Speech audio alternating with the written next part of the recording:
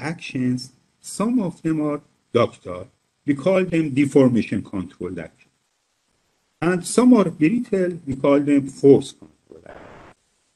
So know that from point of view of an engineer in charge of evaluation, when we look at a building, we see lots of deformation control action, lots of force control action.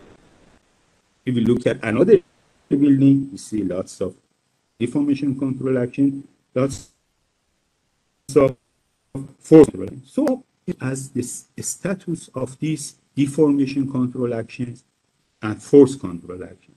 In each element, in each type of system, what is the ductile and deformation control action, which one is the brittle one, force control action, the code for the existing building identify that. The different chapters on different systems says that, for example, if your system is a moment resisting frame, in this beam, the bending moment is a deformation control. And all other actions are force. So the deformation control is axial load, is force control. This shear here in this beam is the force control. This torsion is force control. So now that we look at the building from the evaluation point of view, and the building is divided to some deformation control actions, some force control actions. Now, what is our job? To look at the demand and capacity for them, and check for each action, either force control or deformation control, if their capacity is more than the demand. So our whole story is how to calculate capacity and demand for each force control or deformation control. In our 2 days talk, this approach is much simpler, because our 2 days talk is about the nonlinear analysis, and behavior of the building in earthquake is nonlinear. We ourselves accept the damage buildings during earthquake, otherwise it's not economical. So these are buildings for the earthquake. So the behavior is nonlinear. Today we want to talk about nonlinear modeling, so these two are very compatible.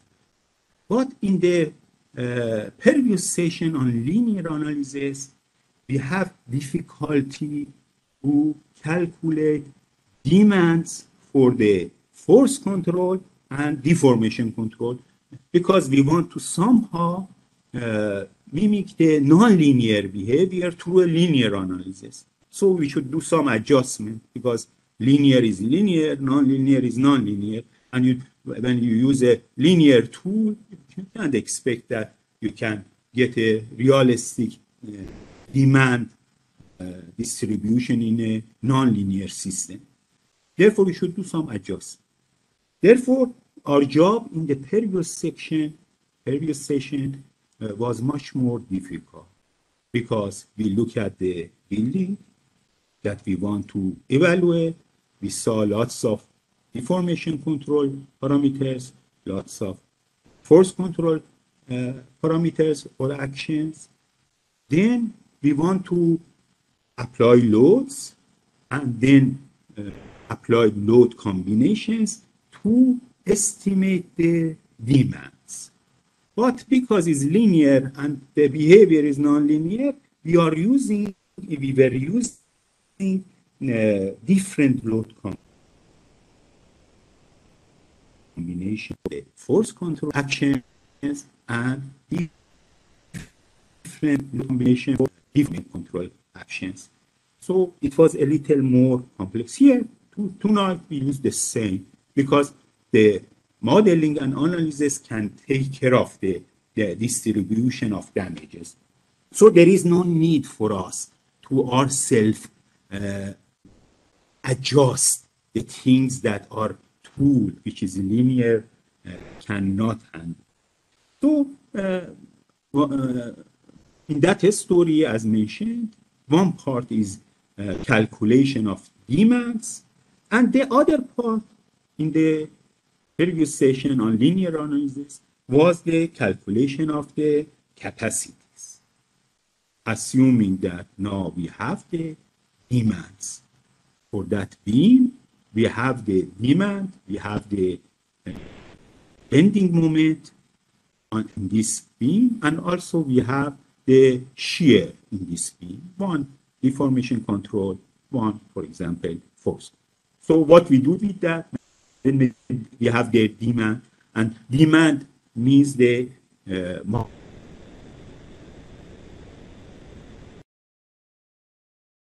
value of that in load combinations. Now we have for those control actions, capacity is simple. For force control, for scary ones, for brittle ones. For them, then we just look at their strength. We don't want to check their plastic, for example, behavior, because we don't want them to go through that range of behavior. If they pass the strength limit, then they are gone. Therefore, it's easy. For the force, every one of the actions that are categorized as a force control action, we just need to know the capacity of that, strength of that, and among the capacities, their strength capacities, the force bearing capacity of that, and compare with the demand. But how we calculate the capacity? Whatever formula we have for example, calculation of shear capacity of this beam. We want to check a force control action, which is shear. We have the demand. Now we want the capacity. Whatever formula in different code for example, in BMBC is offered to calculate the capacity, shear capacity of the beam section, we use that.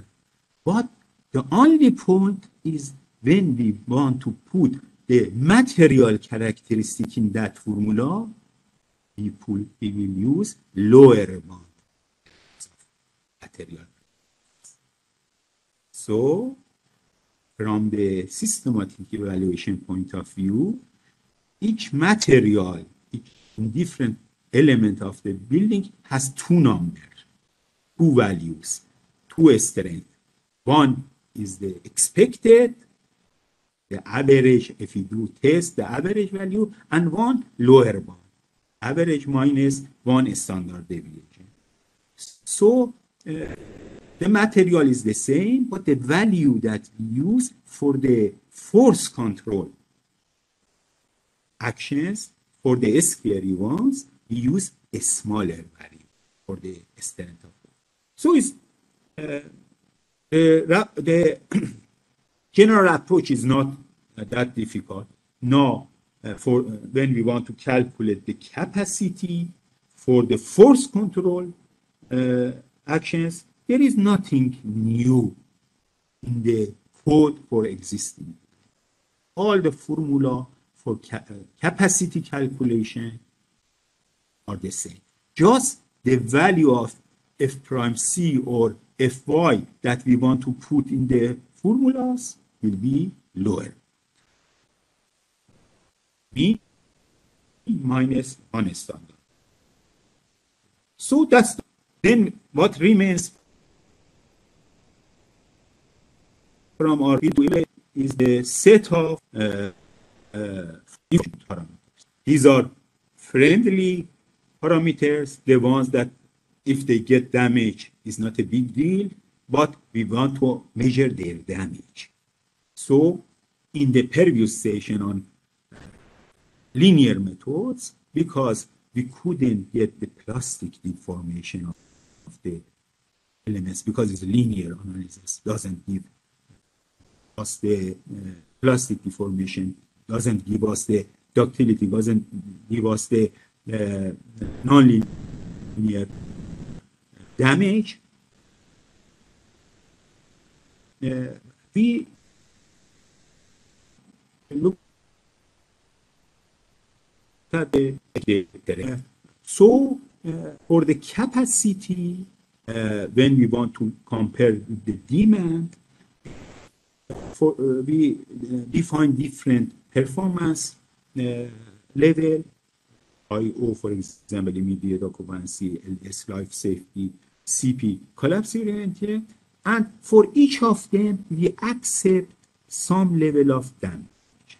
And what that means, for each of them, we accept a level of increase with respect to the capacity.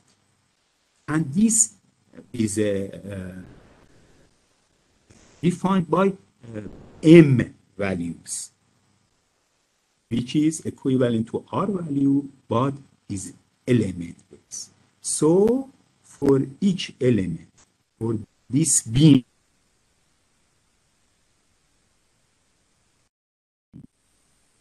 that we were discussing about, this beam, and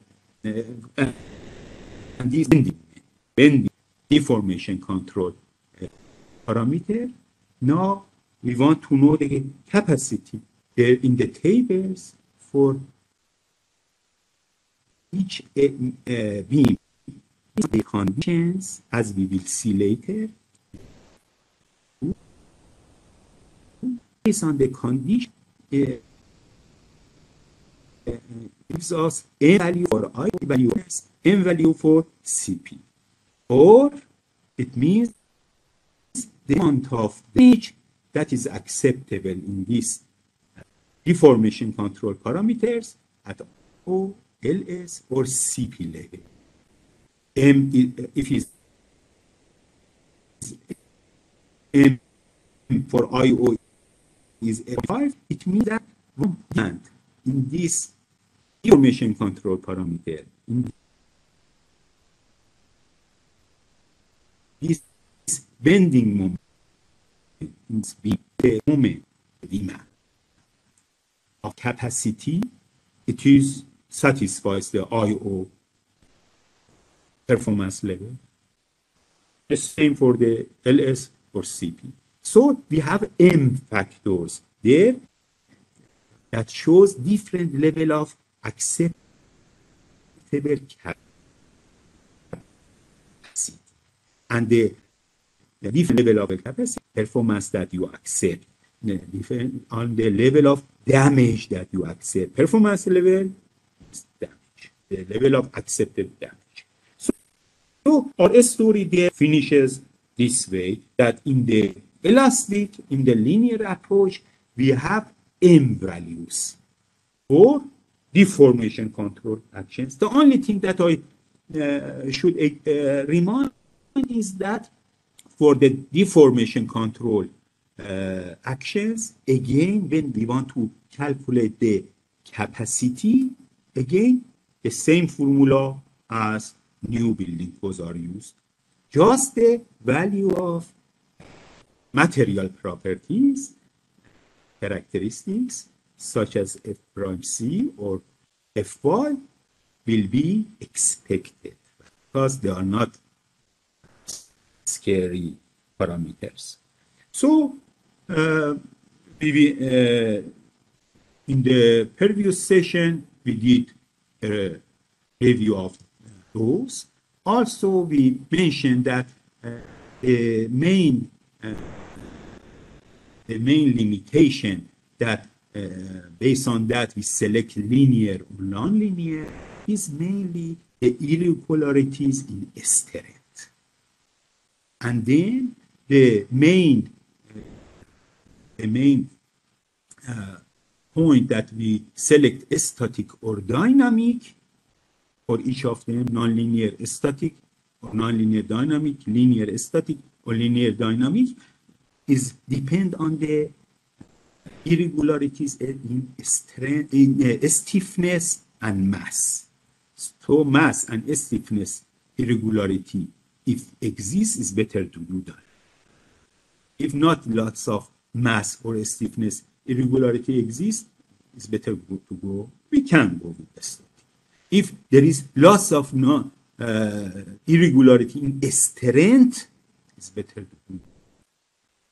But tonight we want to discuss about the non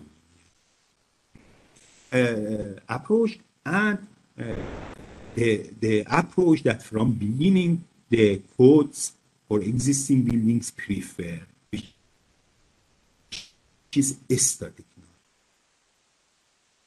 And so static nonlinear is the governing analytical method in the codes for existing buildings, is by far push-up.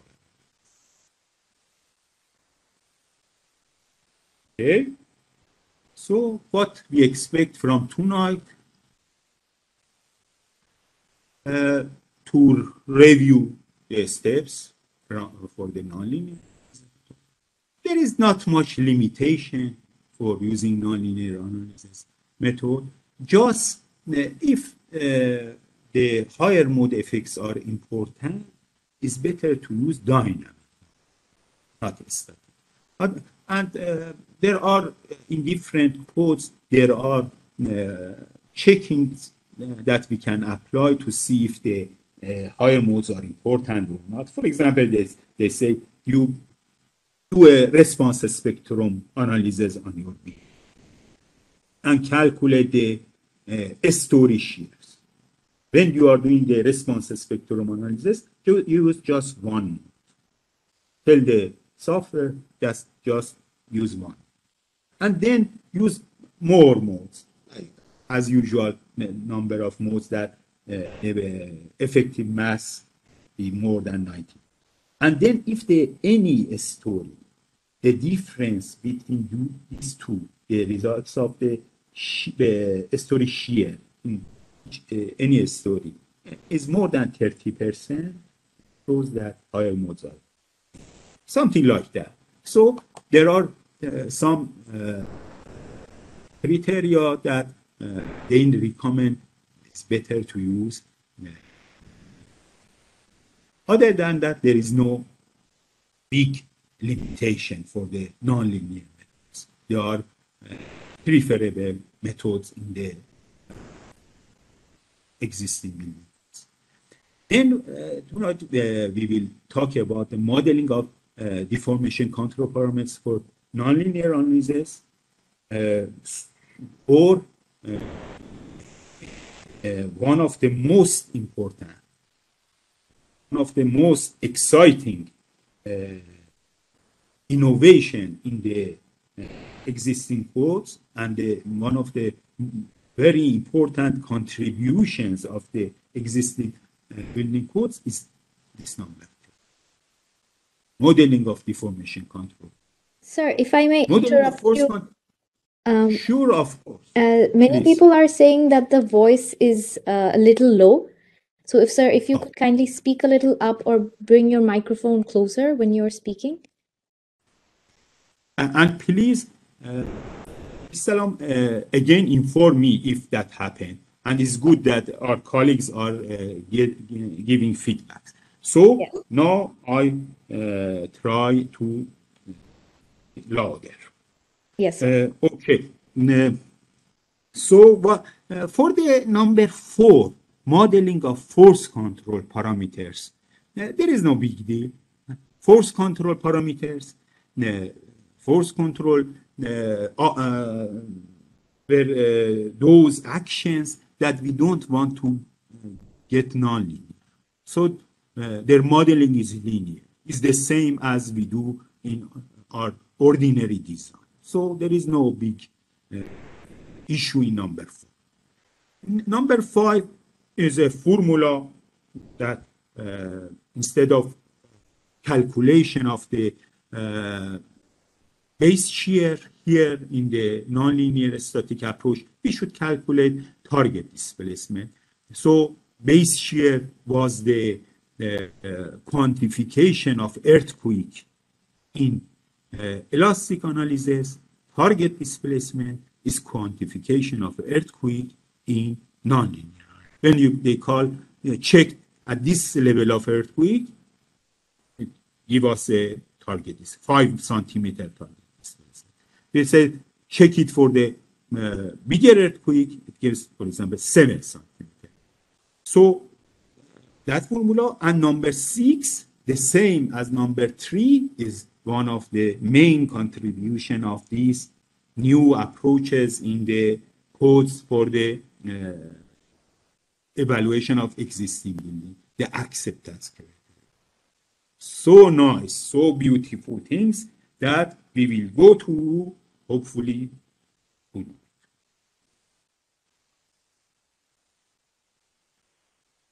Regarding the steps,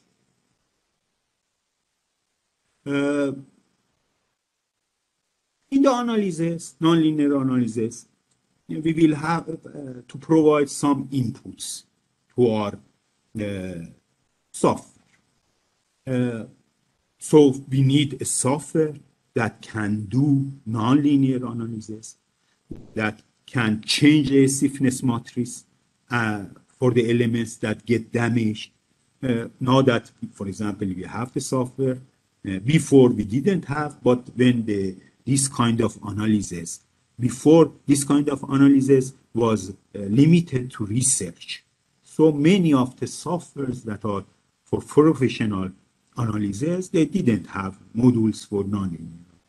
But as soon as they doing nonlinear analysis come to the professional work, professional engineering work, they put immediately the modules for the nonlinear analysis. So now they can do the step-by-step, for example, nonlinear analysis. What they ask from us to provide to do their job, one is the target displacement. What is target displacement?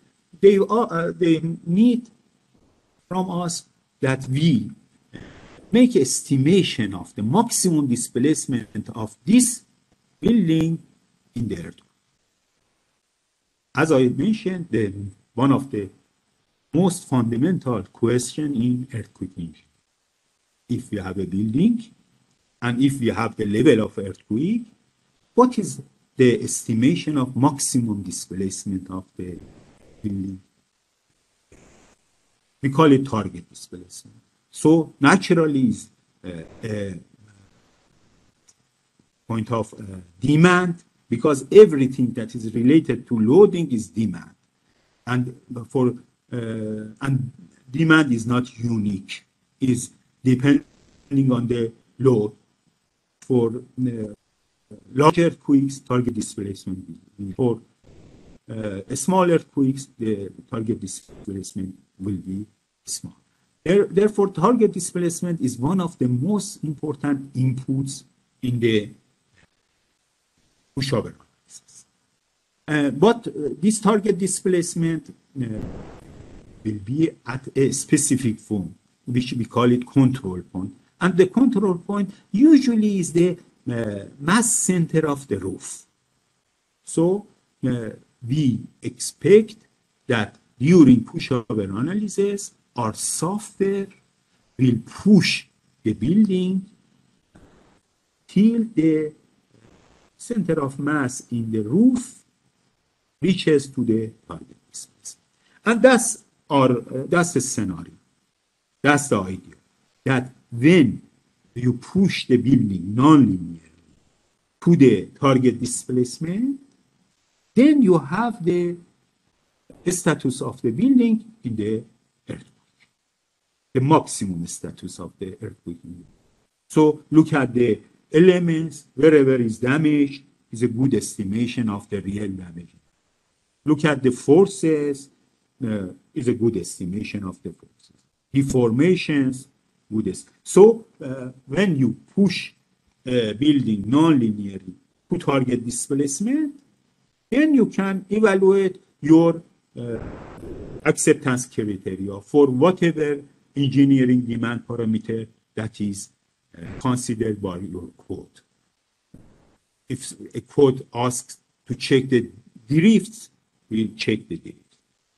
For the performance-based codes, we may usually check the, for the evaluation of existing building, we check the plastic deformation of the elements, deformation control actions.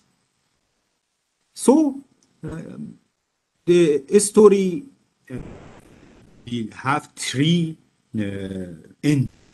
Either you push the building and this building can't reach to the target displacement. Either because the software needs it becomes numerically unstable, so we try to solve the numerical instability. It's not a physical instability. The equations, solving the equation becomes very difficult for the software as you deform that building to the nonlinear range, because little by little the stiffness matrix, the elements on the main diagonal of the stiffness matrix become smaller and smaller, so inversing them becomes very difficult for most of the algorithms. So it's numerical. We try changing different, software usually tries to do its best and reaches to targets. But sometimes it's not a numerical problem. You ask for this building, the demand in this level of earthquake is, for example, 50 centimeters, but the capacity of the building is 5 centimeters. So whatever you push it, it doesn't go more than 5 centimeters. That's one result, possible result. So then what happens? We say the building will collapse in that earthquake. They ask, what performance level your building achieved? We say nothing, it collapsed in that area. So if you want that, for example, life safety, collapse prevention, immediate occupancy, operational behavior from this building, you should retrofit. The other outcome is that when we push this building to reach us to target displacement, one of the force control actions passes the strength limit, which is at the bottom. These two are the force control. For example, axial load and shear is so as we push, if the axial load increases, passes this, and this point on the vertical axis is strength, and when we calculate the strength, we use the lower bound values for the material, so is the lower bound strength. If passes, again, the building collapses. Any of the force control actions, if passes the limit, the building is the second possible ending for the pushover. The third one is that when you push it, as you push, these force control actions, they come, but doesn't pass the limits. But the deformation control, like as here bending moment versus bending deformation, if this passes, because it's a ductile behavior, has some level of ductility. So if this passes the yielding point and the stiffness becomes almost zero, becomes the mechanism, we measure, we expect the software measure for us the amount of damage of this plastic deformation, this ductility demand. The ductility capacity of this is this capacity. But the ductility demand of this is so. In the third possible ending, the force control parameters won't get damaged. The building reaches target displacement, but some of the deformation control parameters will pass their limit, get damaged, and we assign the performance level of the building based on their damages, as we will explain later. So the software needs a load pattern by us that we tell the software that when you are pushing this building and this point wants to reaches to target displacement, step by step use this pattern. The ratio between these forces remain constant during. The values increases, but the ratio, the pattern remain constant. And naturally, if you push a building to the same target displacement, but with different load distribution, you get different results. With one load distribution, you get damages here. With another load distribution, you get damages here. In one another damage, load distribution. So load distribution is very effective in the damage distribution and response distribution. So the code should define as an input what load patterns we should give. We expect from our existing code to tell us this and the modeling parameters. Before for research, we for a long time in the history of research, the researchers were doing the nonlinear process. But for having these modeling parameters, they had to do full-scale testing of the elements to get for elements the behavior of the modeling parameters. And because when you will to study the nonlinear behavior is dependent on the size. It's not like, unfortunately, it's not like an elastic linear analysis. That, for example, even for a study of wind, we make a smaller model of the building in the wind tunnel, and then we extend the results to the real building. For the nonlinear behavior, it is very difficult to extend the results from the smaller model to the bigger ones. So they had to do full-scale testing to get.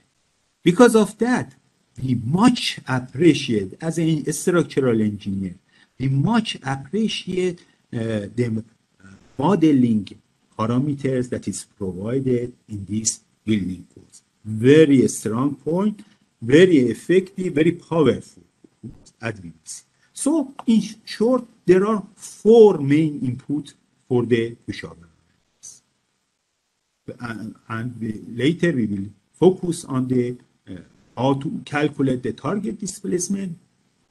Control point is known, load pattern is given by the code, and the modeling parameters also depend on the properties of the element, what is given by the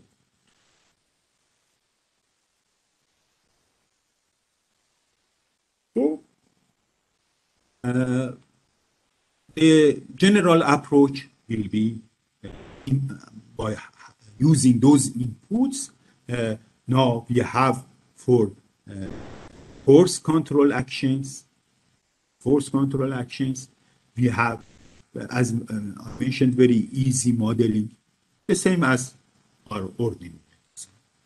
Then for element, the section area is given, the stiffness and the material properties, the E is the,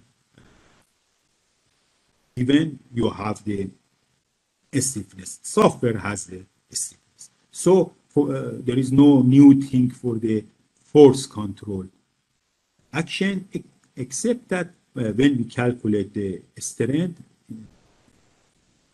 the formula we put the lower bound value for the material properties. Other than there is no problem. And for this deformation control, again, this part is given by the code for existing buildings. So we model the building in the software that is capable to do the nonlinear analysis. Either software already has these requirements building inside, or we give the property to the of elements to the software. Software is ready. Building is modeled.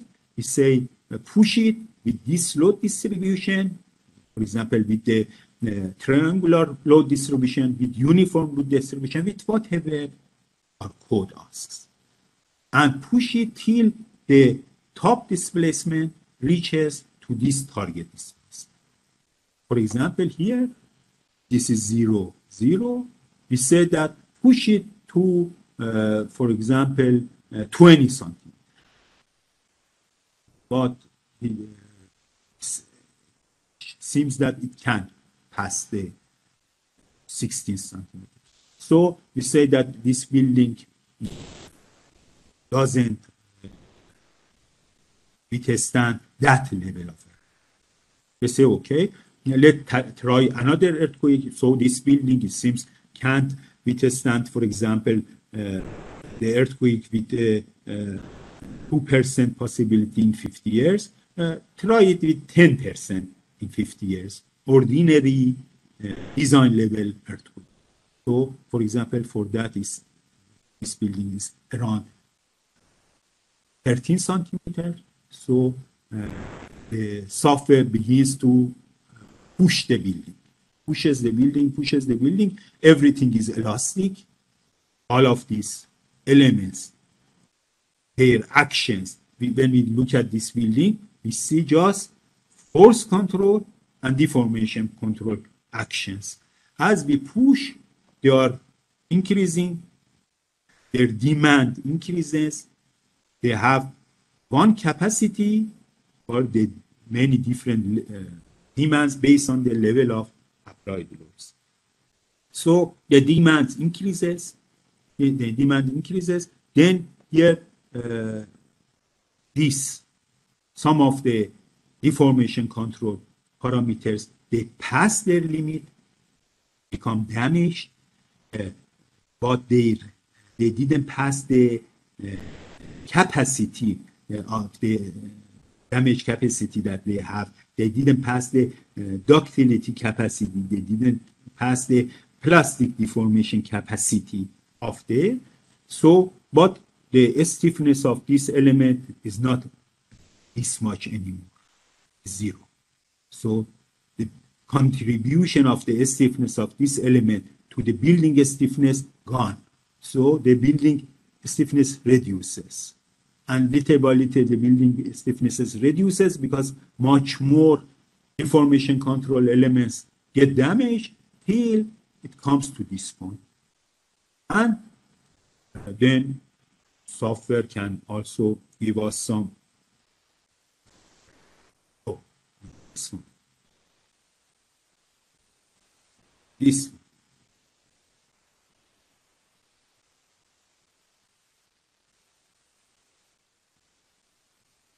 So even they give us the tables such as these, that each step by step,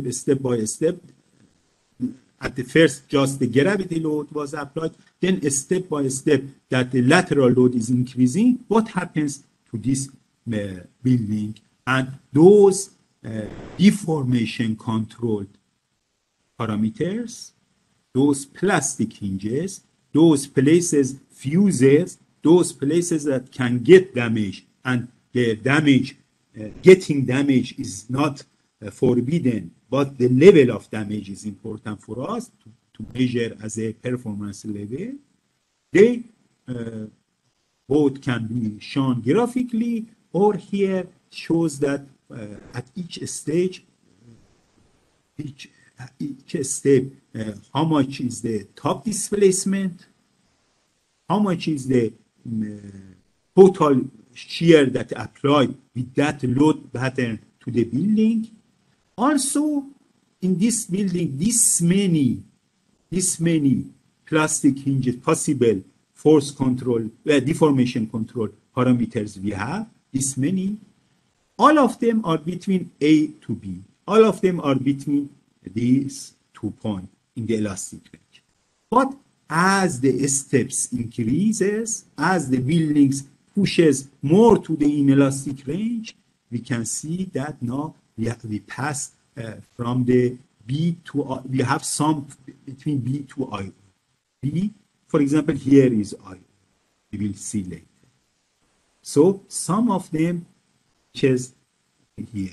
Some passes IO. This many, for example, at this stage are between IO to LS. And at this stage, for example, 29 of these deformation control parameters are between life safety to collapse prevention. So very nice information is provided. These softwares now is so easy that people that don't want to do evaluation, they do their ordinary design. But because the capability is there, says, okay, now let's see, let's try to see what I designed, what is the behavior of what I designed. So they push their building in the software and see that the building that they designed, why so sharp changes the nonlinear range, maybe is better distributed, is better because it's, for example, it's so sharp passes to the, or is why I have this many hinges, damages in the columns. So maybe I better do that. So give us a good sense about our even ordinary design. These software capabilities now are a strong point. Okay, so that will be the general approach. Now, what we need to start our journey for nonlinear pushover analysis, again, we will start from the performance objective.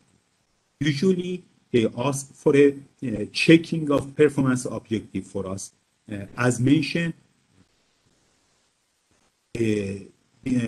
codes for the existing buildings has the capability that whatever level of the input from the earthquake hazard can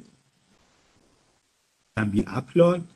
We had discussion that in a session, previous session, that maybe we don't have the characteristic, the response spectrum of the earthquake. We will talk about that. Okay. But in general, as a starting point, they say that check this performance object.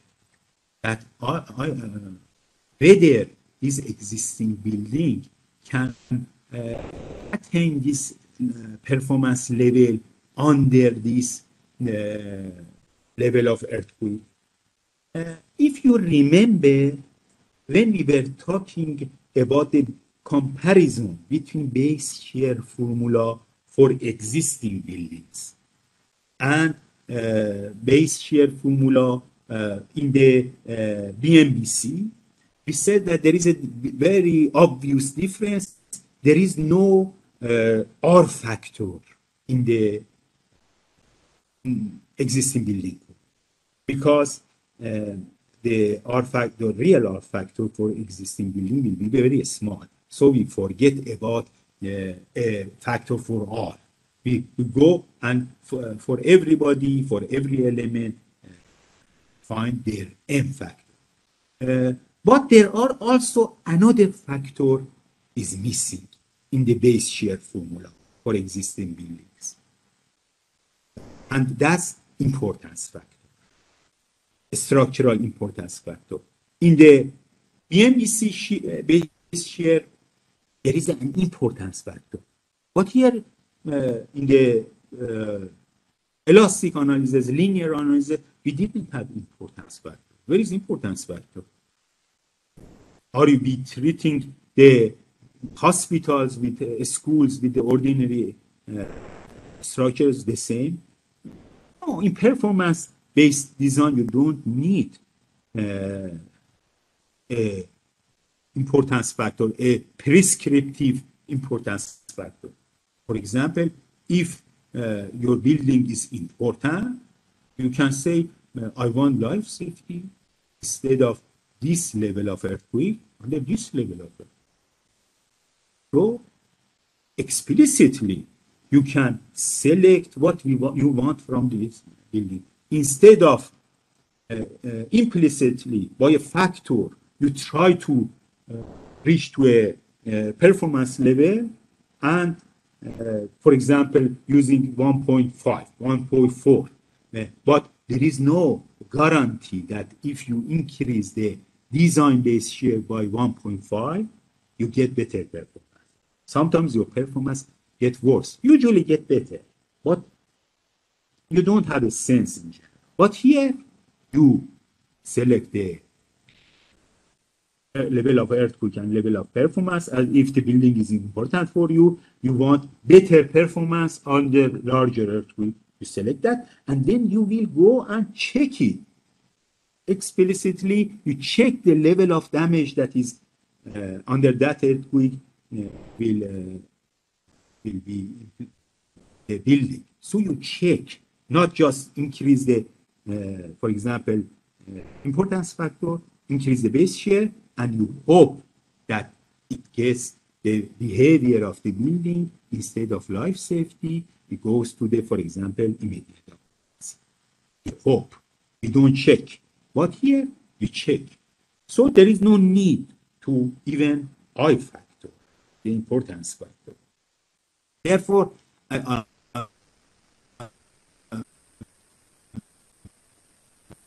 we very short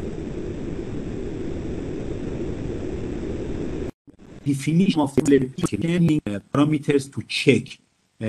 So there is acceptance criteria, quantifiable. But for example, for life safety, it says, what is life safety again? When we say that this after earthquake, if you go and visit a building, if this is there, we say that it performs life safety. Some residual strength and stiffness left in all structures. Some residual. Gravity load bearing elements function. So fortunately, it not collapsed. No out of plane failure of walls. Some permanent drift. Very interesting. So building is not anymore straight. Yes, it has some permanent damage. Damage to partition. Continued occupancy might not be likely before enough repair. So you can't stay, even satisfied the life safety, but the life safety means this. Building might not be economical to repair, which is true. So most of the buildings that we design provide the life safety, but after earthquake, they are not, should be demolished. These are what we see in the structural element. For non-structural elements, as falling hazards, such as parapets, mitigated. We don't have this kind because it's life safety. So when we say life safety, they shouldn't fall. But many architectural, mechanical, and electrical systems are damaged. Many architectural, mechanical, and electrical systems are damaged. We call this life safety. So most probably we can't repair the building. And if we compare with the new building code, it says the life safety for in the existing building code is somewhat more damage and a slightly higher life safety risk. So these descriptions is what, based on that, those limits that later we see in tables are quantified to give these qualities. So we start with this, then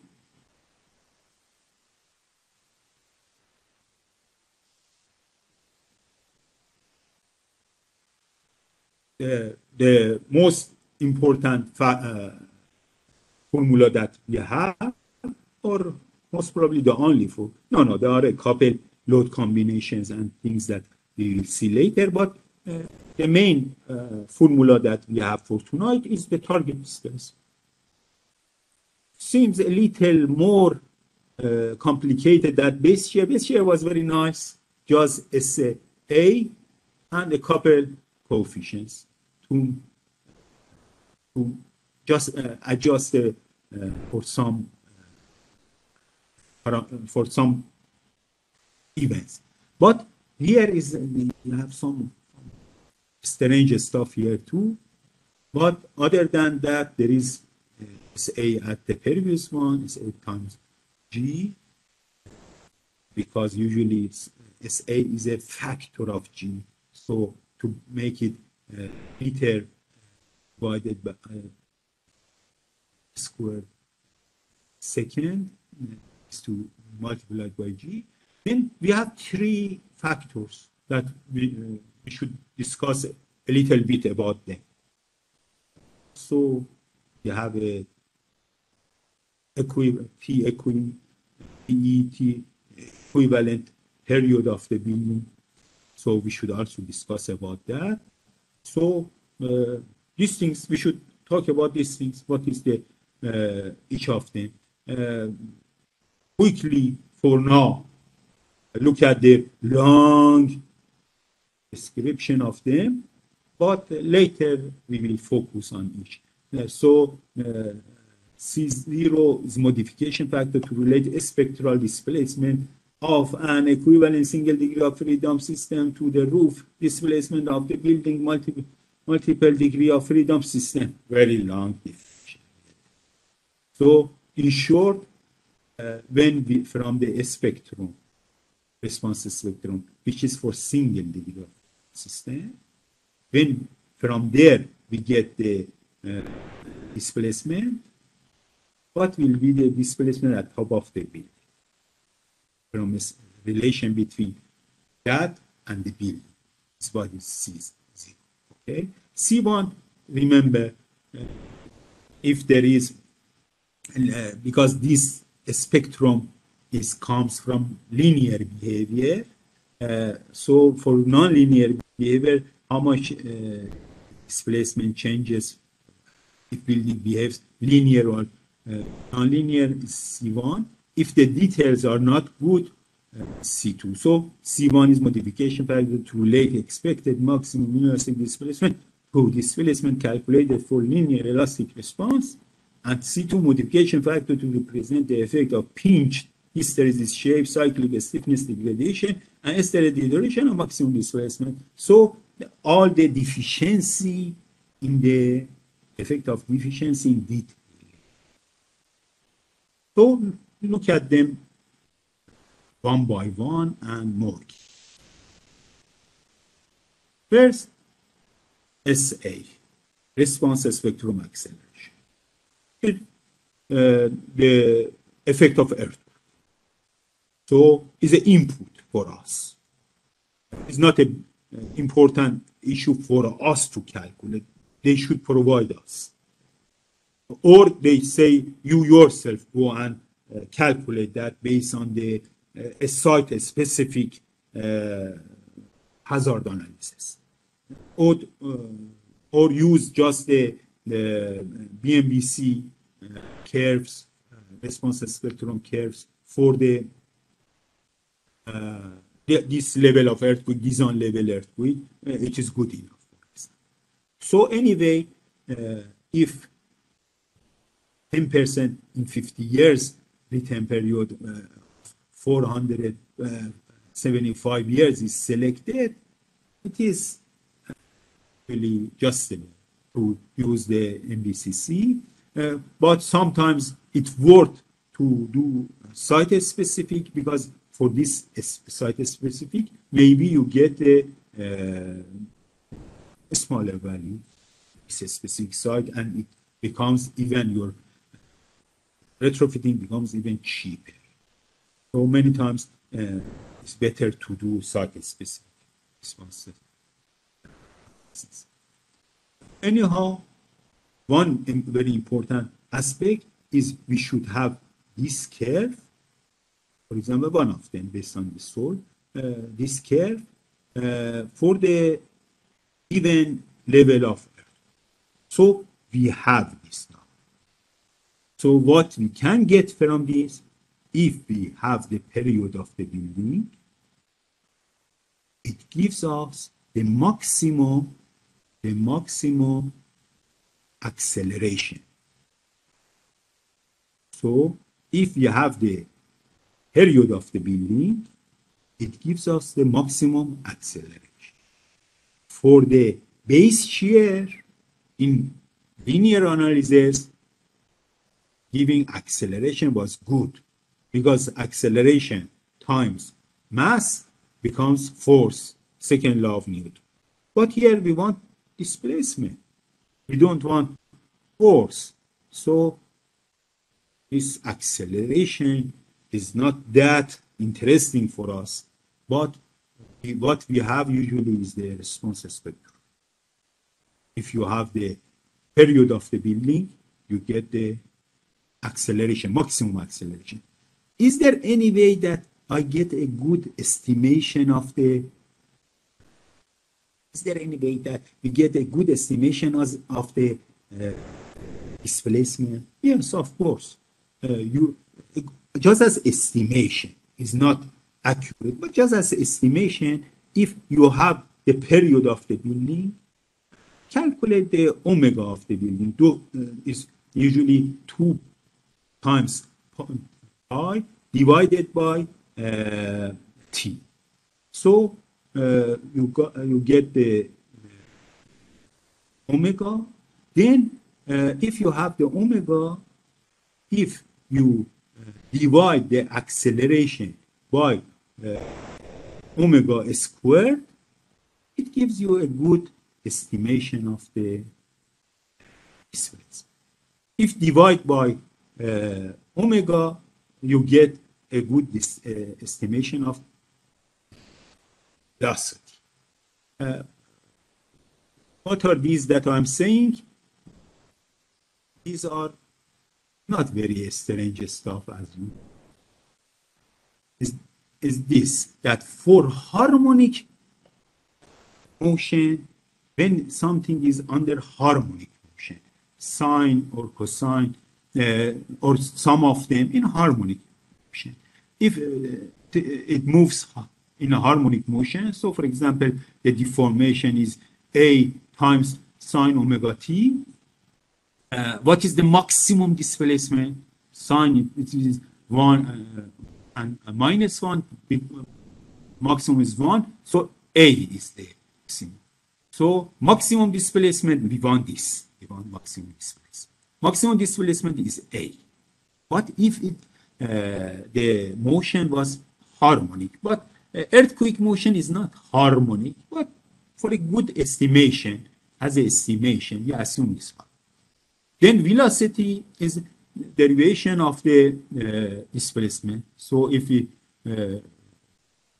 do that, it becomes sine omega t becomes omega A cosine omega t. And maximum of cosine is 1. So omega times A, omega, what is omega? 2 pi t. It depends on the period of the building. So just check what is the T of the building, 2 pi times that, and then multiply that by A. If you have the displacement. This way you can get the velocity, maximum velocity. And of course, another derivation, then it becomes squared omega times A, and so absolute value, the sign is not important. So the maximum acceleration is omega square A, velocity is omega A, displacement is A. So for harmonic motion, there is a very nice relation between maximum acceleration, maximum velocity, maximum displacement. So interesting. So if you have the response spectrum curve, you easily can calculate the maximum acceleration of this building. But if you want the displacement, divide it by omega squared. If you have the maximum velocity divided by omega gives you maximum displacement. Multiply by omega give you maximum acceleration. So nice, so easy. So here this SA is divided by omega 2, omega squared, omega 2 pi divided by t here under this. It was omega. So this is omega squared. So it's nothing. It is a little, seems a little complicated, but it's not. It's just you had the acceleration. You had the acceleration. You divided the acceleration by omega squared. And omega squared is 2 pi t, or squared 4 pi squared t squared. So when it comes to simplify that, it becomes SATE squared divided by 4 pi squared.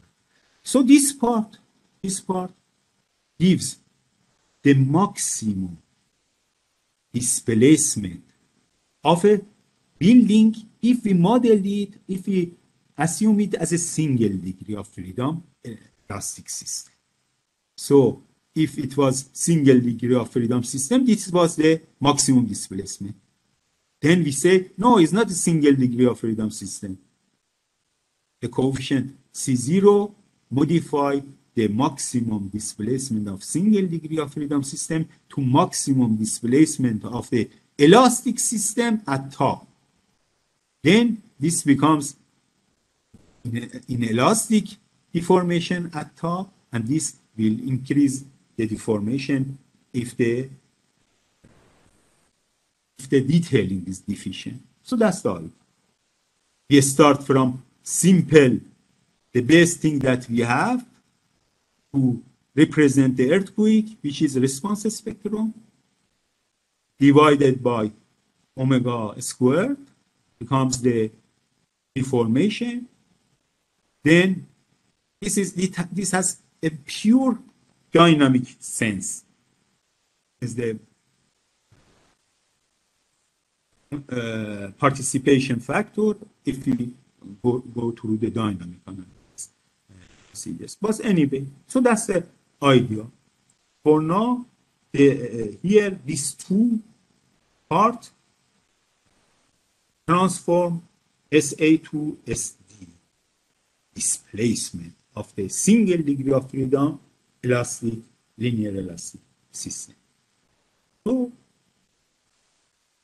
but here we call it TE, the equivalent, because we are talking about a building that gets damaged, a building that the stiffness changes. So because of that initial period of the building is better to be modified, because really the building period changes. So an equivalent period should be used. And in each method for pushover, they are using different equivalent period, as we will explain. Therefore,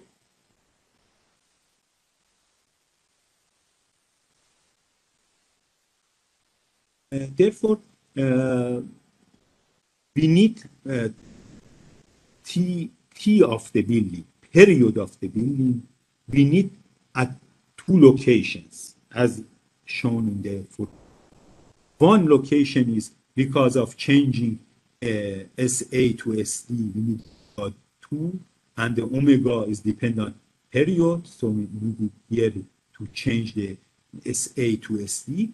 And second, to find the SA from the response spectrum, we need the period.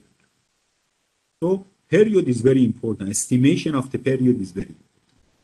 And of course, a building has a initial stiffness, an initial mass, and with the initial mass and initial stiffness, you can get the initial period of the building, initial building.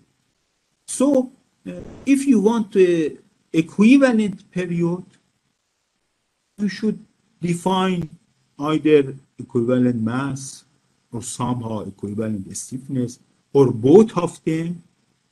So then we say, okay, we have initial period because we have the mass and stiffness of the building. This is known. You tell what is your definition of equivalent mass, equivalent stiffness. You define this. Then we divide these two together and reach to this. So, for example, here we say, okay, during earthquake, yes, mass changes. Some floors maybe, some of the mass falls, changes, but it's not that much. But mainly stiffness changes. So, if the initial period of the building is this, and just the stiffness of the building changes, now I give you our estimation of new equivalent stiffness, you give me your estimation of the equivalent period. So if we divide these two, we have this for each building. We have the initial period. Initial period is there. Initial stiffness is there from the pushover curve. I will show. Just decide this. What is your definition of equivalent stiffness? And then you reach to the equivalent period, and then use it here and use it here, and this part is done. So the question is, what is equivalent stiffness? And the equivalent stiffness in each pushover curve, the developer defined it in a specific way. If we look at that, if we push a building here, and this is, for example, target displacement. We don't know where is the target displacement, but we assume that, for example, in my case, I assume this is here. So in capacity spectrum method, which is another way of doing pushover that is implemented in most software, in capacity spectrum. In that methodology, they say, what is equivalent stiffness? They call it second stiffness. They say draw a line from origin to the target displacement. The slope of this is equivalent stiffness. And use it here. You already have the period of the building, and you already have the tangent to this curve, which is the slope of that. Here, tangent to this is the slope is the initial stiffness. So this is initial stiffness is known, initial period is known. You are defining, according to your methodology, the equivalent stiffness, get the equivalent period according to that. But in our methodology, in coefficient method that we are talking. This is coefficient. It's not capacity spectrum. It's a coefficient method. This coefficient method say equivalent stiffness is the slope of this line. So we should know what is this line. Is this line there? And in the codes for existing buildings, they explain that you should slope this way from this point, which is the either target displacement or the point that there is a drop in the stiffness.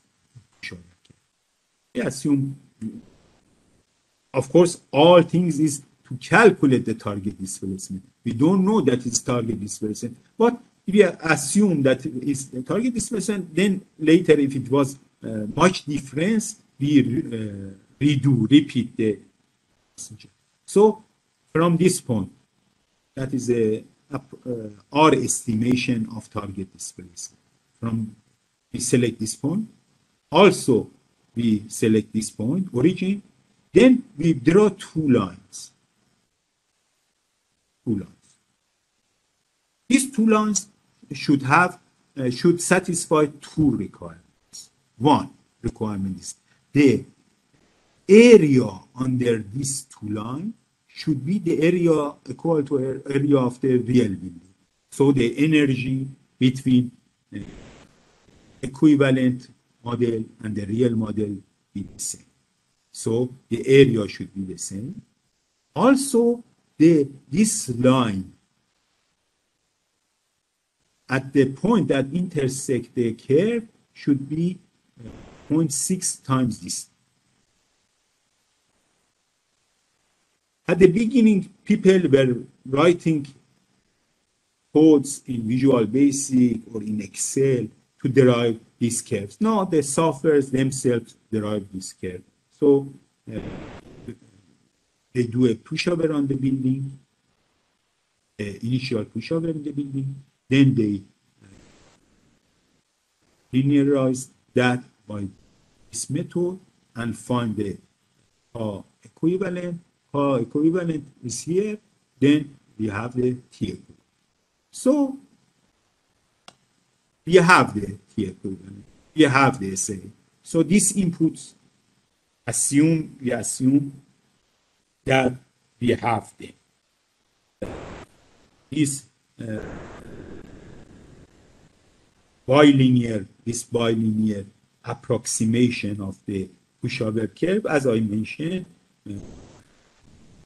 now is being done directly. Most of the softwares that are being used for the applying pushover. So fortunately, these parts not that difficult.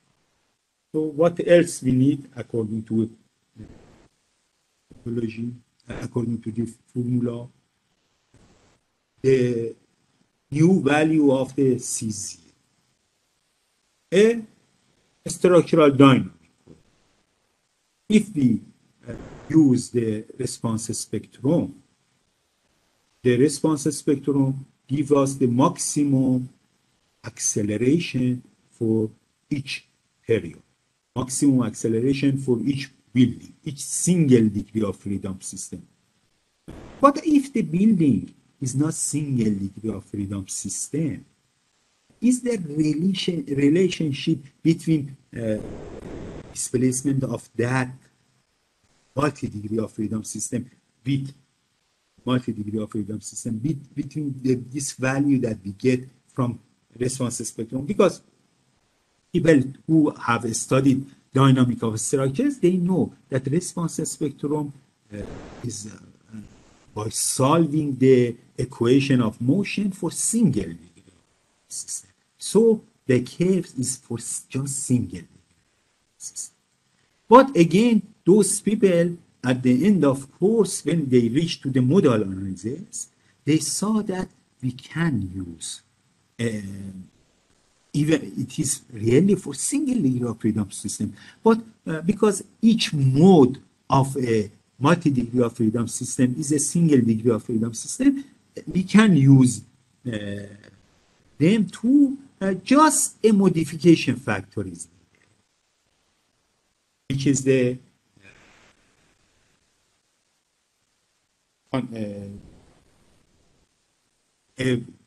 dynamic factor in the formulation has a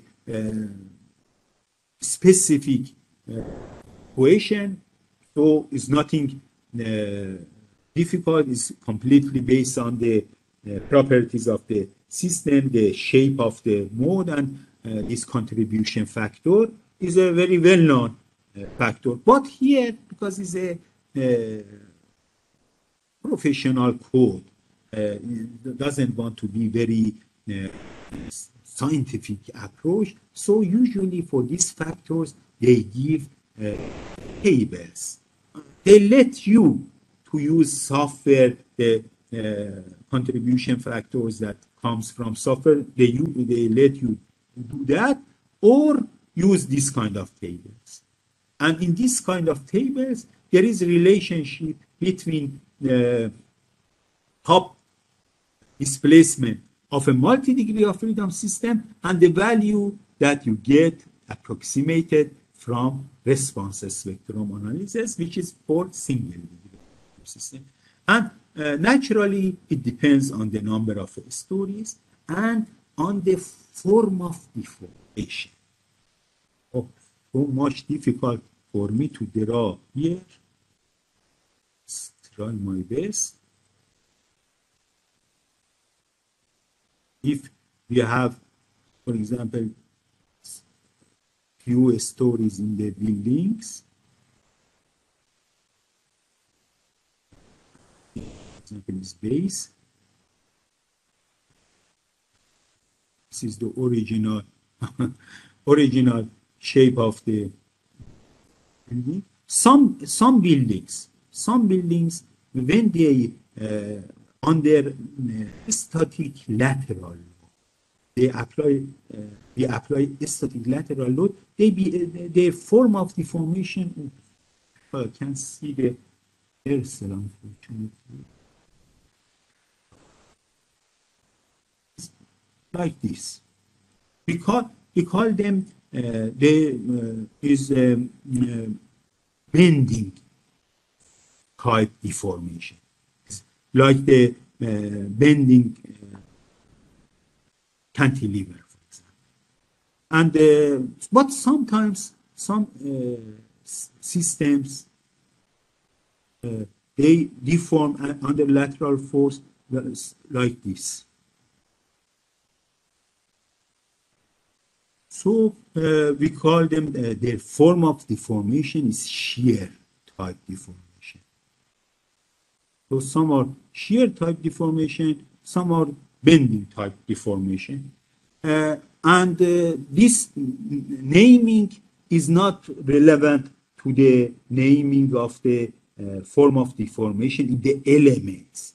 For example, a shear wall element behaves like this type 1, this type 2, like type 1. A frame with, for example, one bay frame, that's behave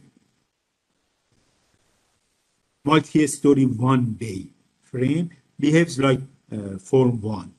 And when we look at the elements, there is no really bending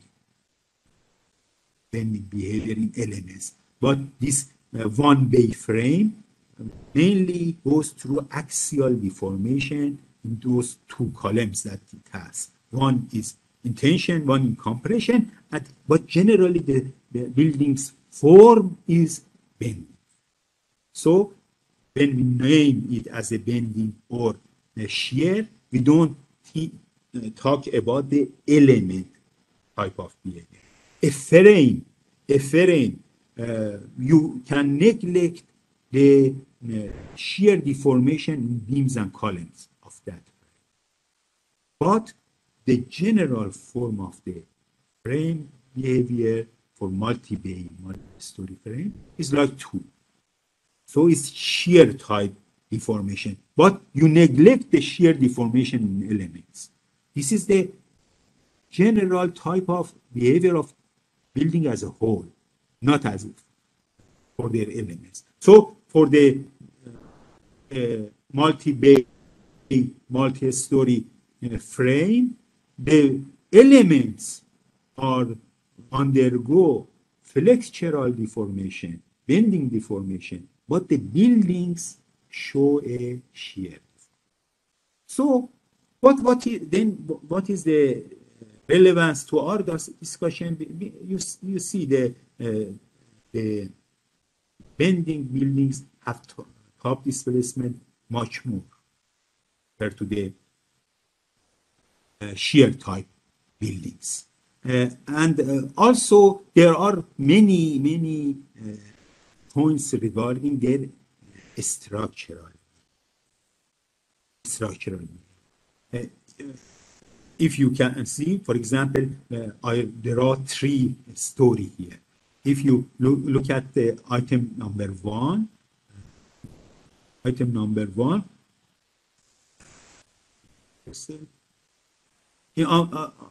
item number 1, if you look at the first floor, first story, between bottom and top, there is not much deformation in story 1. But in story 2, between bottom and top, the difference is more. In story 3, even more. So any system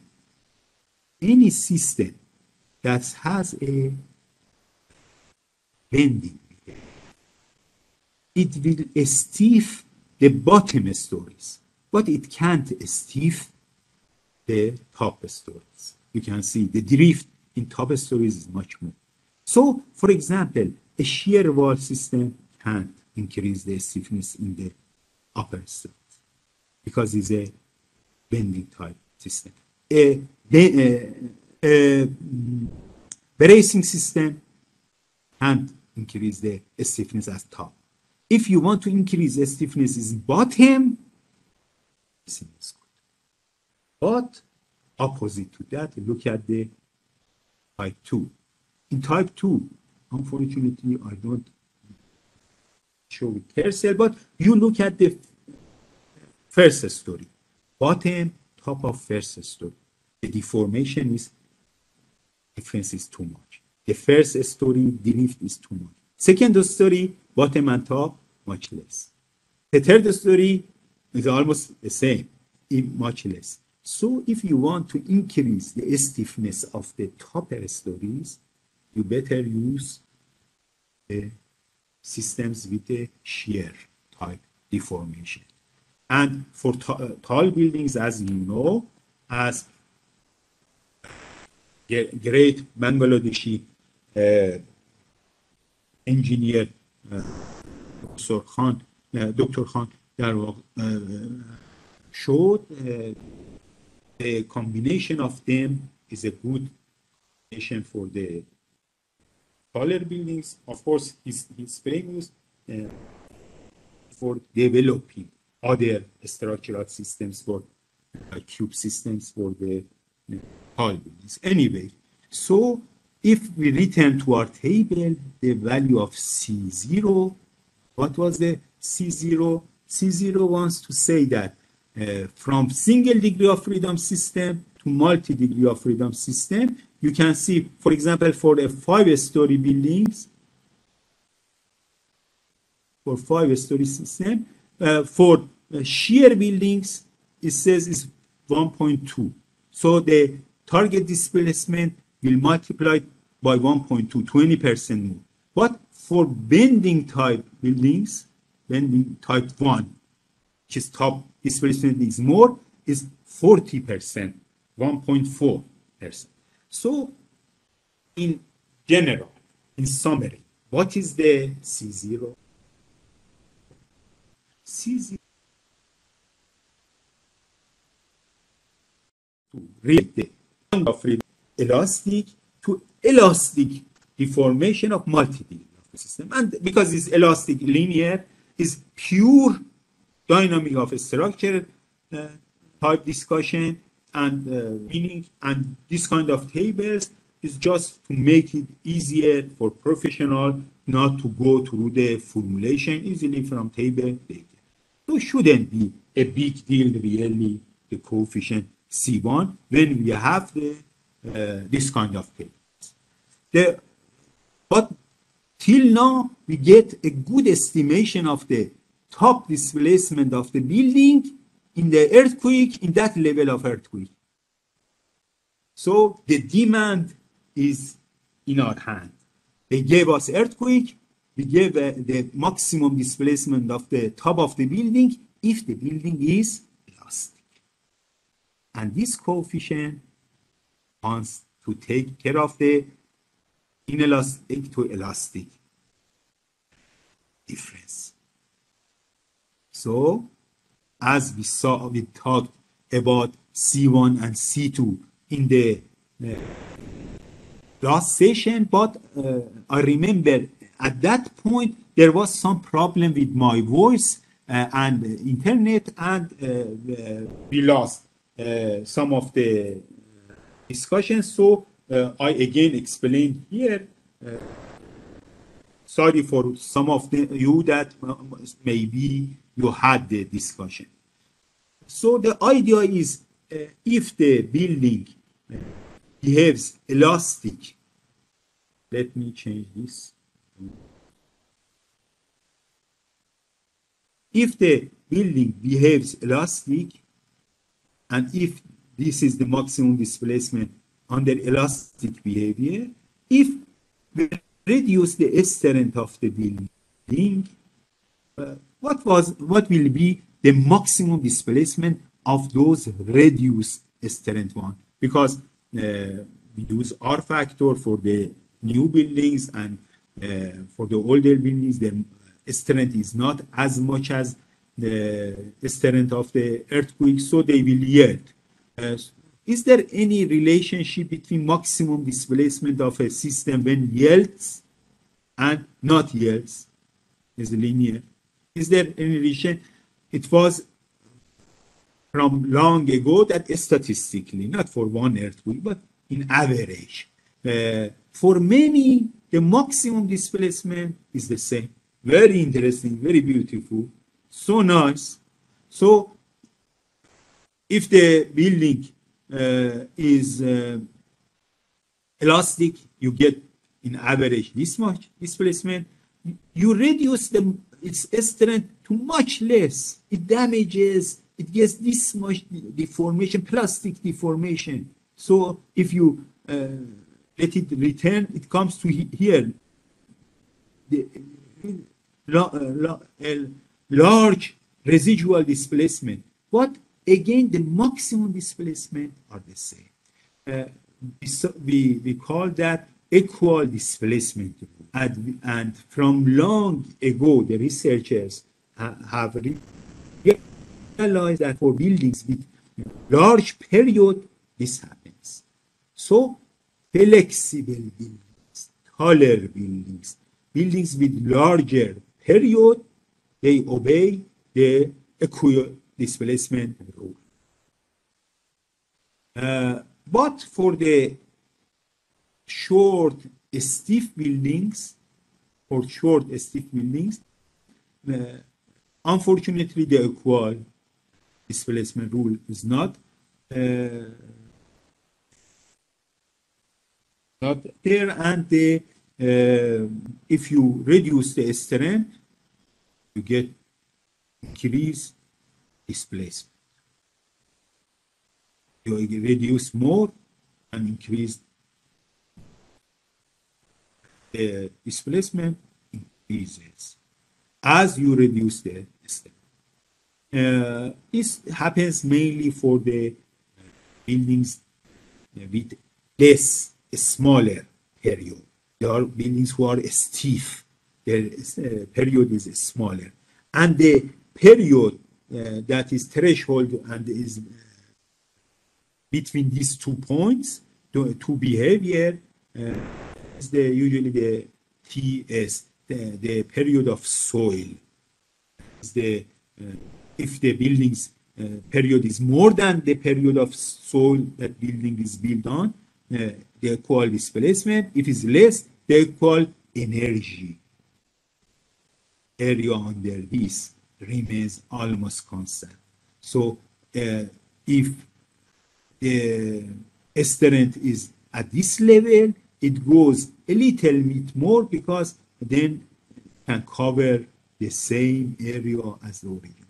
But if you reduce the strength too much, it should go much more, that the area under the curve remains as the initial curve. So this coefficient sometimes is 1, sometimes is more than 1. And this formula is take care of that, and the strength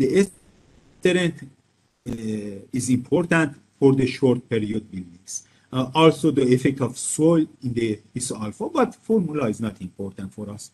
Whenever we want to use, we go and look at the formula and put the numbers and get the result. The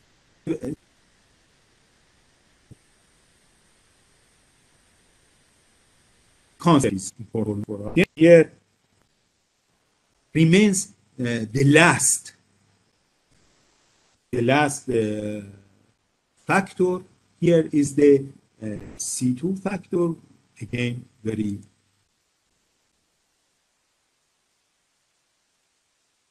if you apply, one discussion was that is it possible to use the same approach for new buildings? The same approach can be applied for new buildings, and some codes, such as Euro code, Japanese, some codes, Turkish, some codes have the formula you can see. Why? But you can't see C1 and C0. Why is not C2? Because C2 showing the effect of deficiencies, shows the effect of bad detailing. A new building shouldn't be deficient. Any deficient element in new building should destroy and replace. Therefore,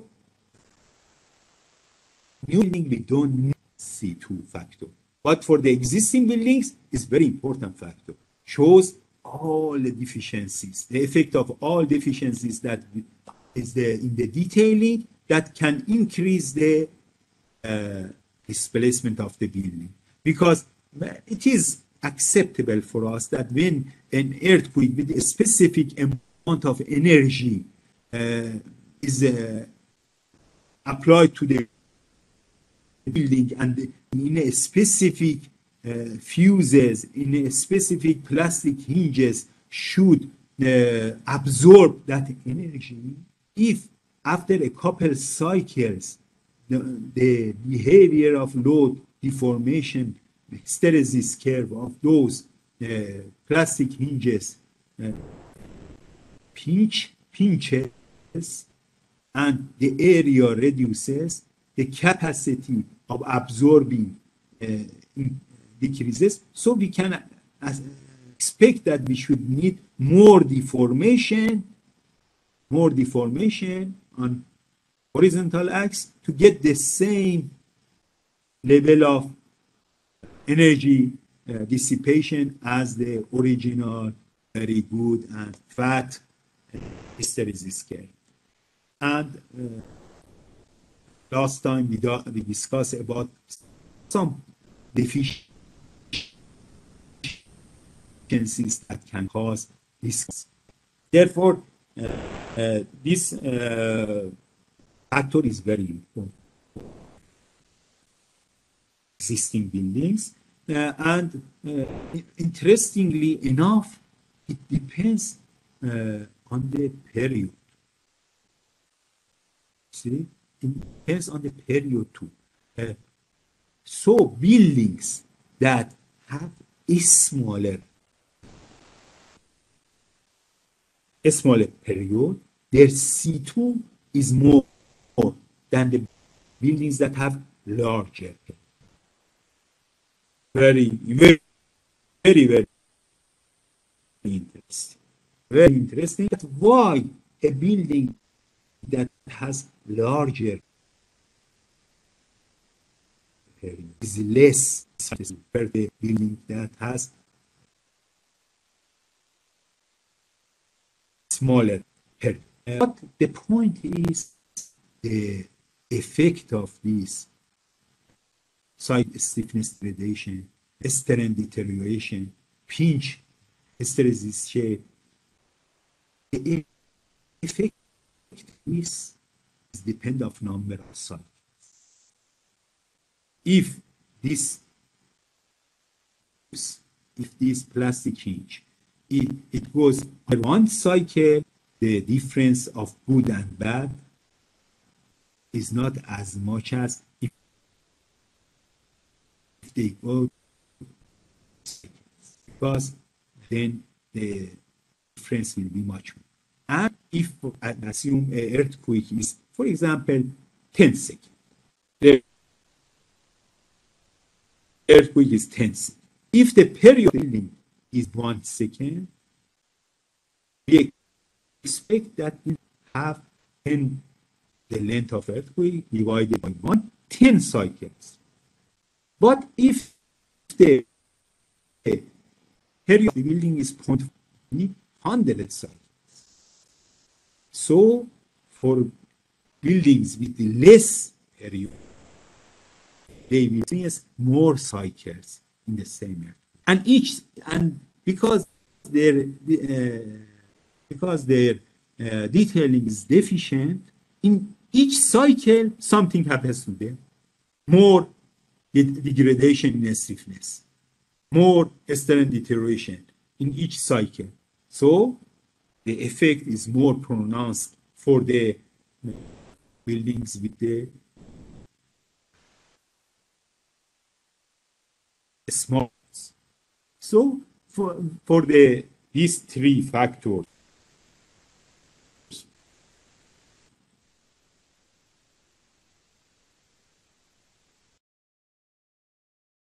evaluation of target displacement. So if we want, again, look at just formula,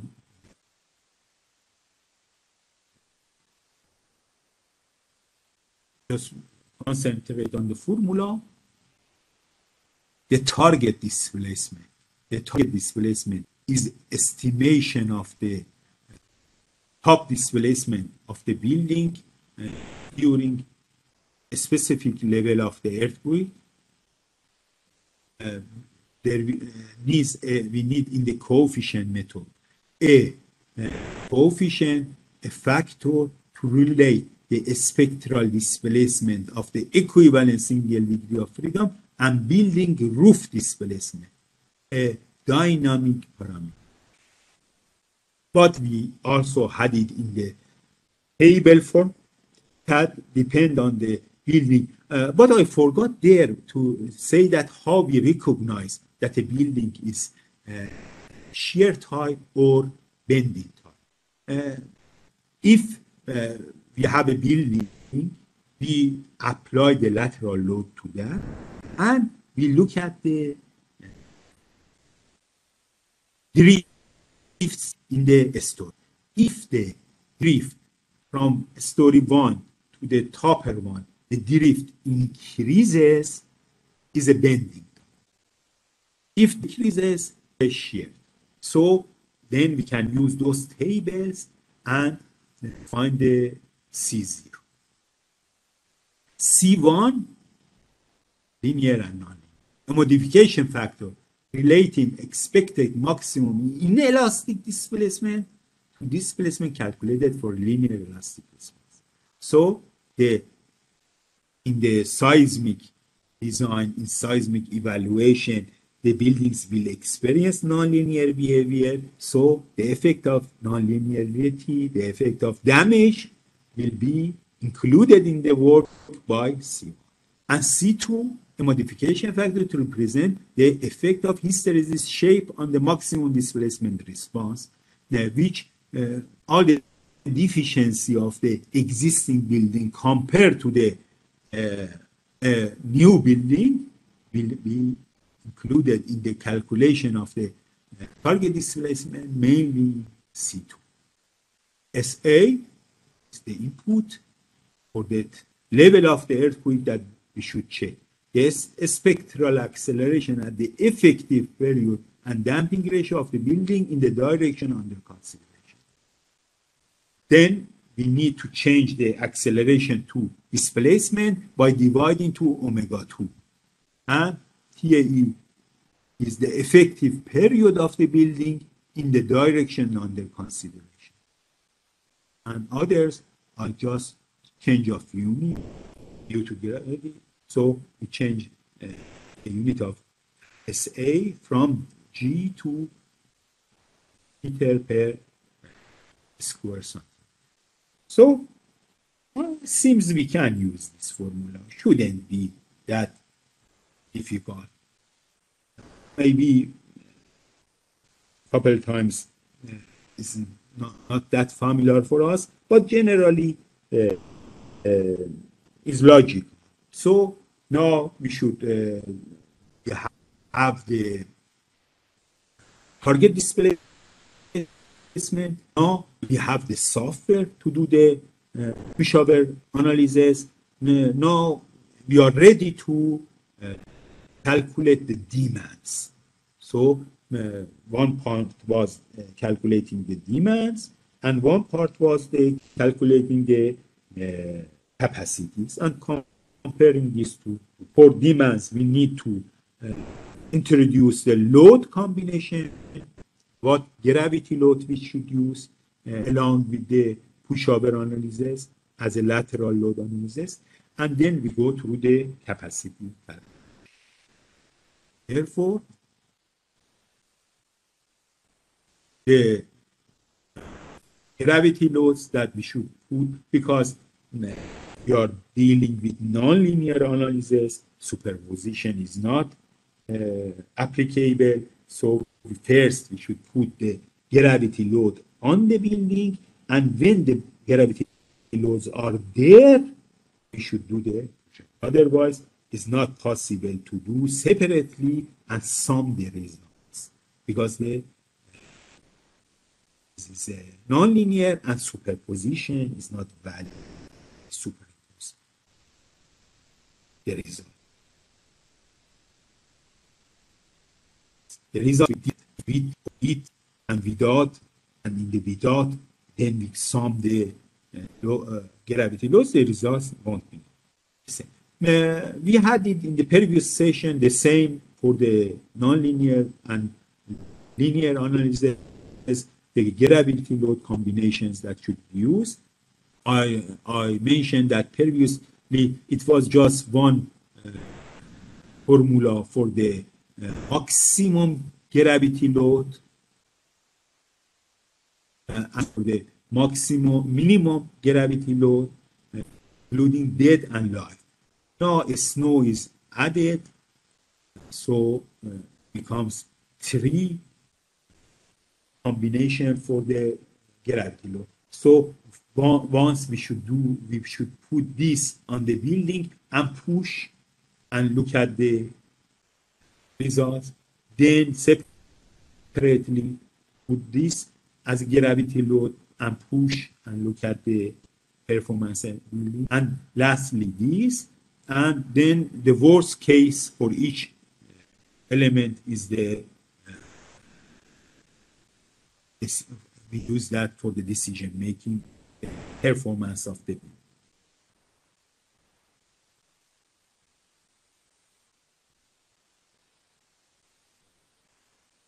Therefore, now everything is ready for the nonlinear analysis of this building. We put the gravity, the target displacement. We calculate that based on the, we'll have different target displacement based on what level of the earthquake and naturally what level of spectral acceleration is given. Then we put the software, we put gravity loads on the elements. We ask the software to use this lateral load distribution, and then software step by step, and we assign what is the step number of steps. Step by step increases the load, doing the analysis, increases the load and doing the analysis till the maximum top displacement reaches to the target displacement. If it doesn't reach, first we make sure that is not a numerical problem. If there was not numerical problem, say unfortunately the building can't undergo this level of earthquake. But if the building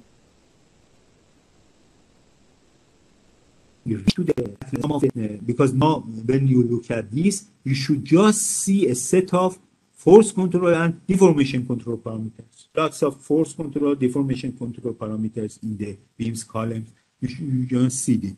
If one of the force control parameters has the is lower bound strength, again we see that building failed. But if it reached to the target displacement, no force control element action, not element. In element we have different actions. No force control action reaches to lower bound strength. So then we can look at the deformation control actions and how much damage they do.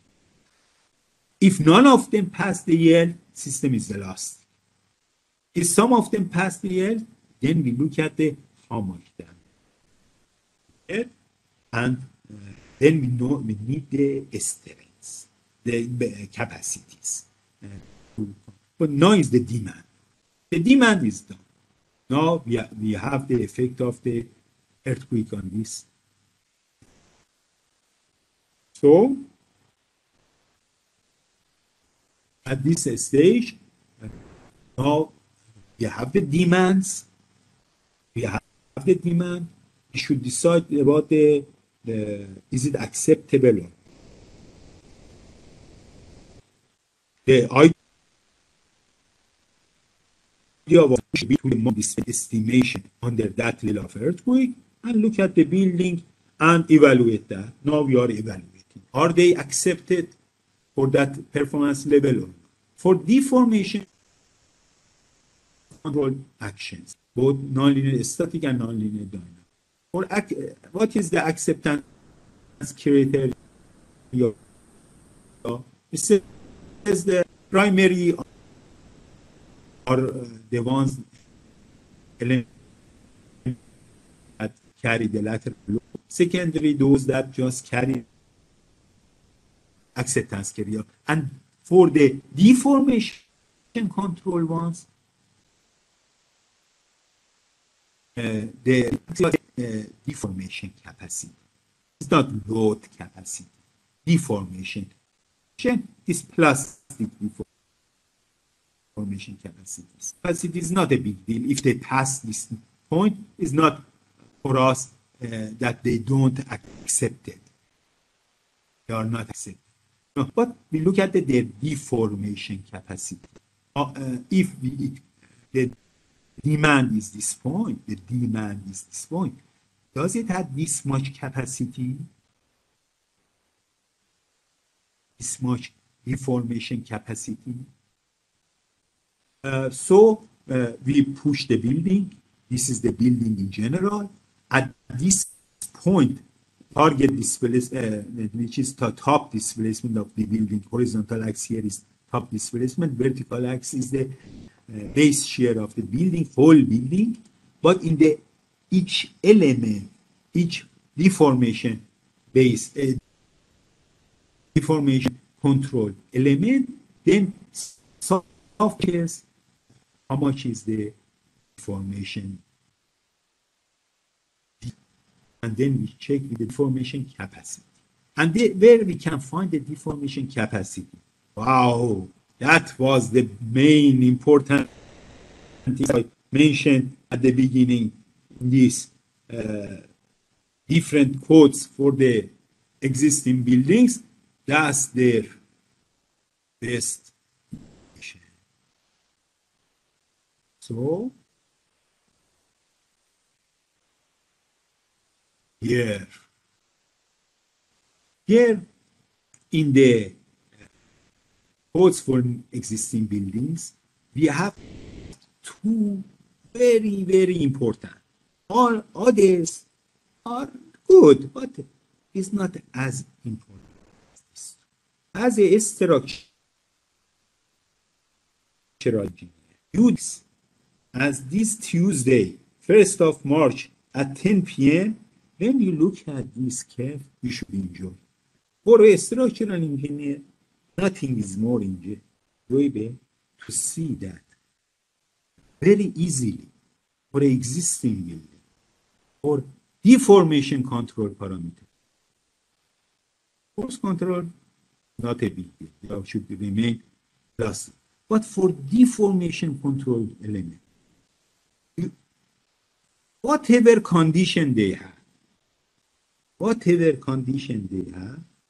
good, bad, beautiful, ugly, whatever situation they have, easily you can find what is their capacities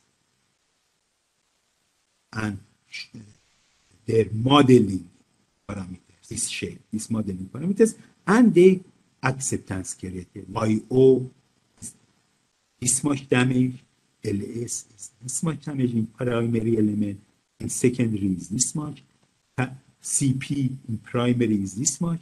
So both the acceptance criteria, and the modeling parameters are very beautifully summarized. The results of lots and lots of research and work and experience in simple terms. That's really interesting. Therefore, and previously the only template for nonlinear behavior was this five line curve. So we have force control actions, no need to these curves. Is always they are A to B. And they are deformation. And for all deformation control parameters in steel structures, concrete structures, masonry structures, wood structure, they use the same shape, just the value changes. These residual strength changes, ratios. This ductility before deterioration changes. This ductility after deterioration changes. But the shape was the same. Now for the short shear walls, they have another curve too that with small changes. But other than that, the shape shows the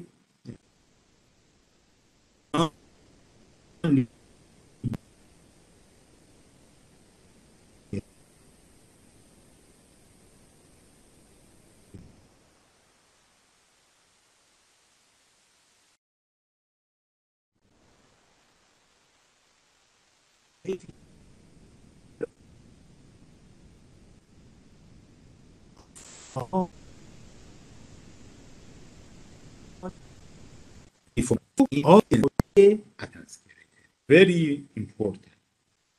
And how we find this modeling, where we can find this modeling and this acceptance criteria, I mean everything that we need. Both us and some of the softwares use these tables in the codes and give us what we need. So this type of tables that for all different systems with different material we have in different sections of the existing. both modeling parameters, A, B, C, modeling parameters, and acceptance criteria. Here, it passes life safety or not? Does it passes the immediate occupancy? Does it passes collapse prevention? So these values are here.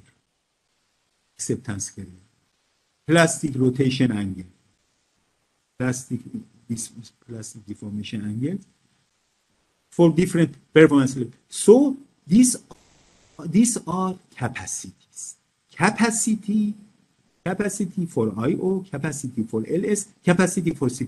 Capacity for linear analysis, because couldn't go through nonlinear, was the M factors. How much the demand is more than capacity. Demand to capacity ratio, how much?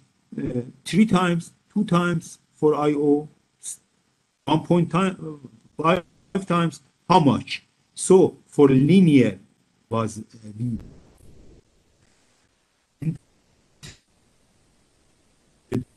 to say acceptance. For nonlinear, the damage, plastic deformation. Plastic deformation, even with the values. Lots of work, lots of experiments summarized. We don't need to go through full scale. Otherwise, it was not possible to apply them in the real life. It just was good for the thesis, for PhD, master thesis, but not in the real assessment of the existing buildings. It was not so simple. A few parameters related to action for ductility and for the confinement and for shear, different combinations, and not for good buildings. Most probably the buildings according to code will be, for example, first row or better. But for every deficiency that you have, so powerful. And because of this kind of information, little by little, some of the engineers, some of the researchers saying that there is no need to the ductility requirement in the design codes. There is no need to the chapters on earthquake in design codes. We can leave them aside. No detail, no prescriptive, no empirical approach. We can model. If it's deficient, the value of A is not 0.025. Is, for example, 1/5 of B. This much. So why you make me to use this detailing that you are saying? I do whatever I want and then check if the building satisfies the performance level. It's okay. We want the performance level and no building element passes the acceptance criteria. So we do. So there is his history of the fight and challenge between people in favor of prescriptive experience, empirical approach, and the modeling analytical approach now continues and even becomes more challenges between them. But mainly these are happening by newer generation of researchers. Older generation, they don't trust on all the modeling. These things, they say, still there are some things that we didn't, there are possibilities that many things we haven't seen in the models. It's better to rely on what we have seen in experiments, in the previous earthquakes, in the prescriptive approaches, empirical approaches. So, but this kind of tables that give you for any efficiency that a beam, a reinforced concrete beam, they have, what is their effect on their modeling, what is their effect on their acceptance criteria, summarize.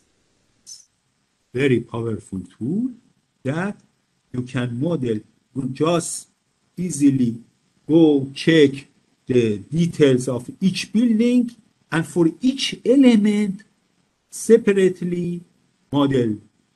Previously, you should do a full-scale testing to get this. Now, quickly. And this. So, really, you should enjoy. All of us should enjoy. Pray for the researchers that have done this great works over the years, and those people who summarize them. Very nice work. Therefore, here for any of the systems that we may deal, we have this kind of information, and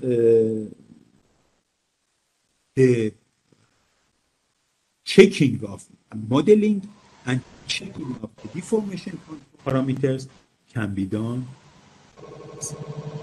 So, how about the force control parameters? That was for the deformation control parameters, those tables. For force control, just force. It's not important. We don't need table, and just put the load combination on the element, push the element and this building, and then check the forces and the capacity, lower bound capacity, lower bound capacity of that capacity will not let. Previously, the demand was simple. Now, make it more accurate.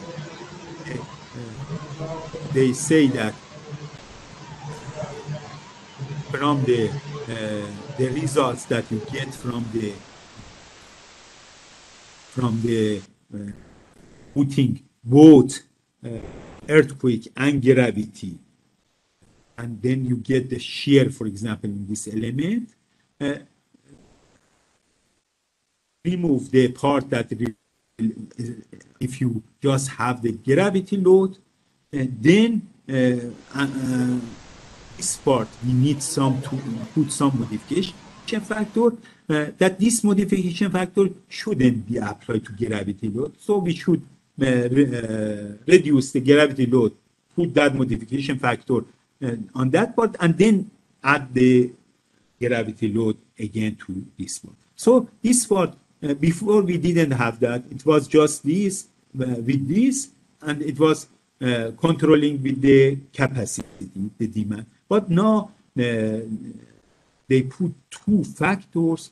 One factor is because it was a little conservative, the way that we did for the controlling the force control options. Now divided to three items, that if it's really critical,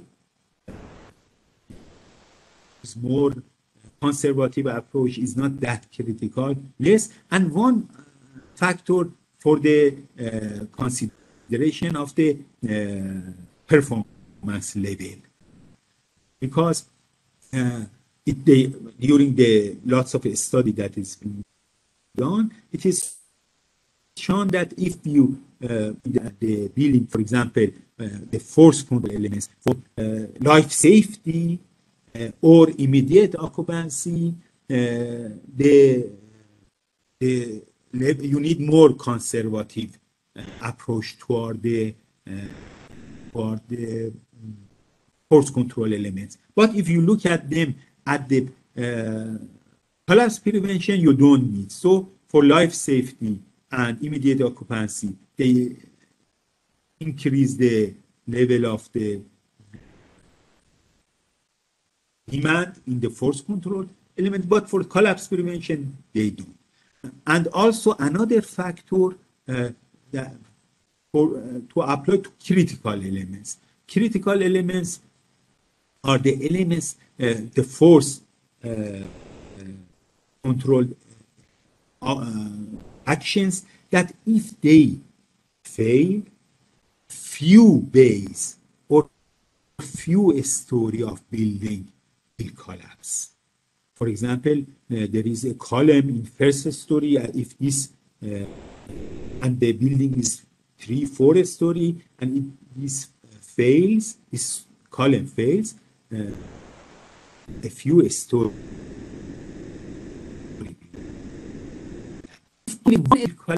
If no story or bay collapse, just element collapse is not. So there was some modification, but it's not a big deal because you check the force at the capacity, the strength of the element. Here, whatever accuracy we want is easy. How many factors they want, we will put, because these are forces. It's not that like a deformation control, you want to check the plastic deformation, the table, these things. So for the force control elements, check the demand with capacity of load, the same as linear.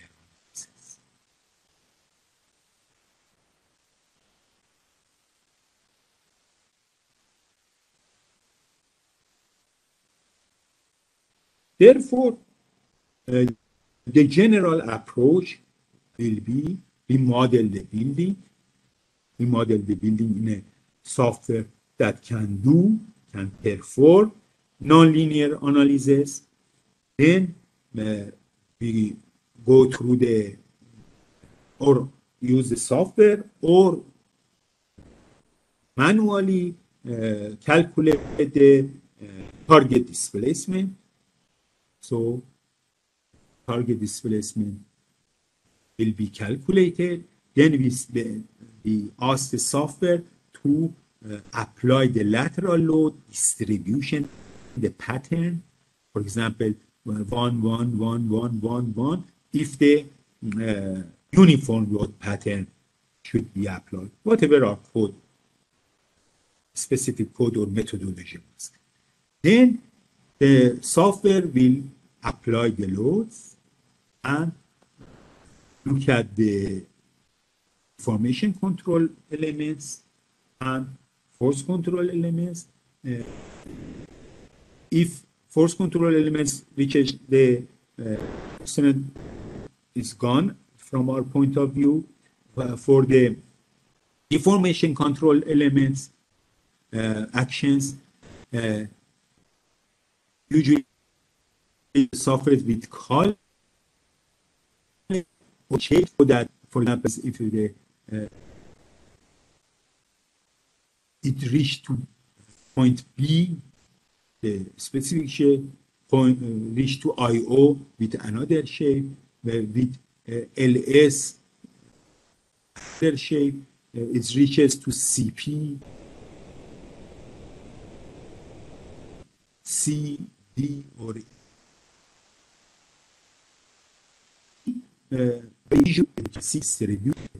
plastic in shear that reaches to the collapse at this point.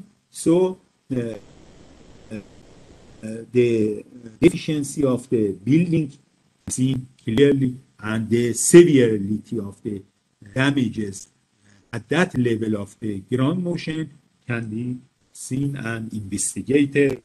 And if we want, then we apply some retrofitting techniques and redo this to see if it reaches to the level that we want or not.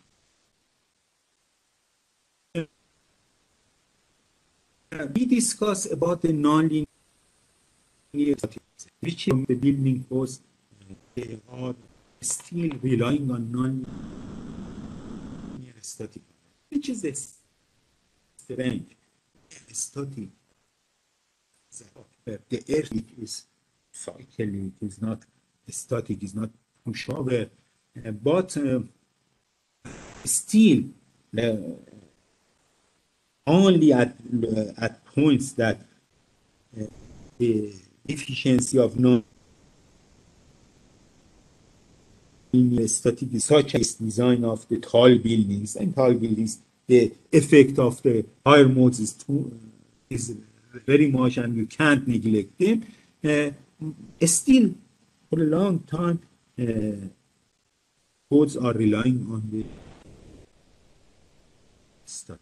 The point is, and when there are lots of research that if you go and check the results of nonlinear dynamic analysis, that is a simulation of earthquake, with the results of nonlinear static analysis, the results are not quite the same, and we always use the nonlinear dynamic analysis as a judge. But the point is, this judgment is not really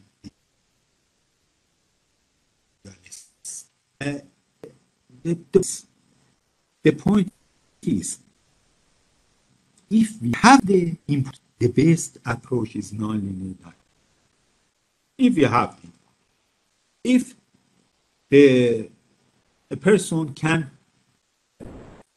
confidently say that, check my building here, and this is the record that will happen. The best is nonlinear. But unfortunately, even on one fault with the same situation, never two records similar happen. And the nonlinear usually is very sensitive to the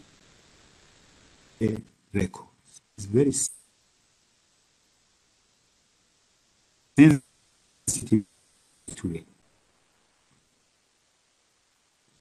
So even if you select one, when you apply record 2, it says the building is gone. 3 is 4 is L, 5 is something. So sensitivity to input. Therefore, nonlinear dynamic analysis is mainly used when you have the record. For example, the earthquake happens somewhere, you have the records, you have the building characteristics, you go and model the building and apply the record and check that if the observed damage with the calculated damage are similar or not, and you get lots of good points about the modeling, that, for example, why the reason are not the same. If I change the modeling of this infill this way, the results become the similar, and lots of good points will be resulted. But where we have the record. So now that we are going little by little toward the nonlinear dynamics, now, first of all, the codes try to ask for too many. So, also, they are, because say the mean of the results should be okay. Yes, it's very sensitive to the records, but we went the too many records, too many suitable records. If you use these results, most probably getting better. Therefore, first they want more records. Also, they are working on the way that selection and scaling of records improves. So with the smaller set of records, we get the same mean results as a bigger set of records. So that's why we It's a comparison of results of nonlinear static analysis with nonlinear dynamic analysis is not useful because the results of nonlinear dynamic analysis itself is not reality. There is no reality there because you don't have there. And which any difference in the characteristic of the earthquake at the same level, the result changes. But at least in the static analysis, nonlinear static analysis, there are a couple points that they can put a specific level of conservatism there, such as calculation of performance level, load distribution that is being used, and so on. So if we summary our work, because anyhow there is an exam coming up, there is, what is the pushover analysis? There is pushover analysis. Pushover analysis is a kind of nonlinear static pushover. What is the target displacement? Target displacement is to model the earthquake. The maximum displacement that the earthquake, the estimation of the maximum displacement of the building in earthquake is the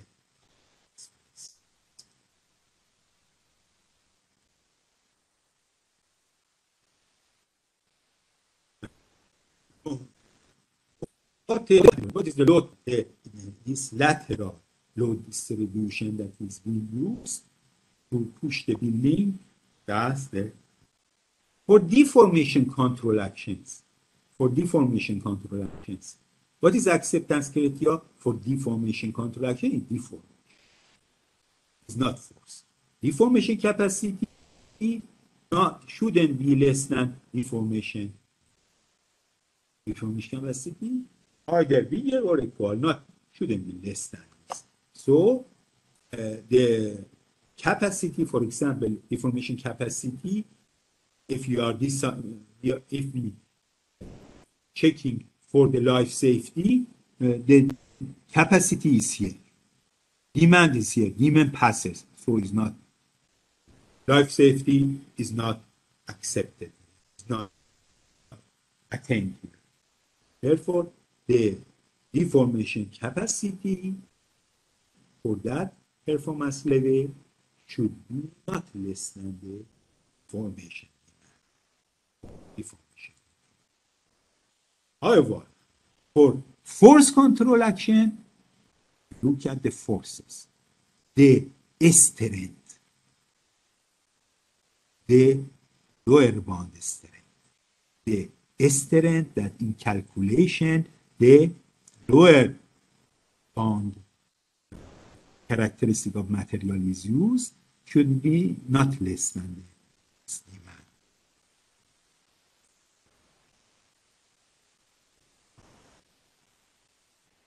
Now we look at the pushover today, linear static analysis previously. What are the main differences? What is the main differences in pushover? The effect of damages are considered. So wherever the stiffness matrix should changes, distribution changes, we don't need to manually adjust the load combinations to get the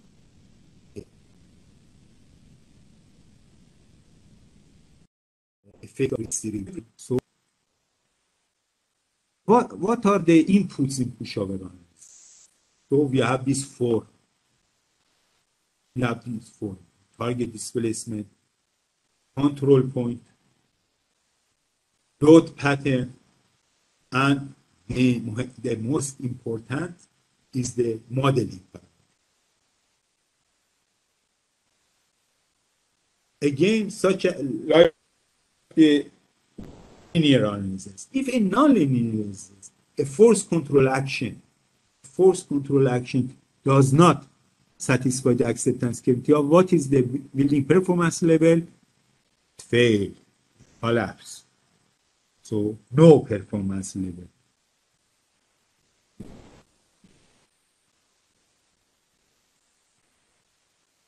And In linear analysis,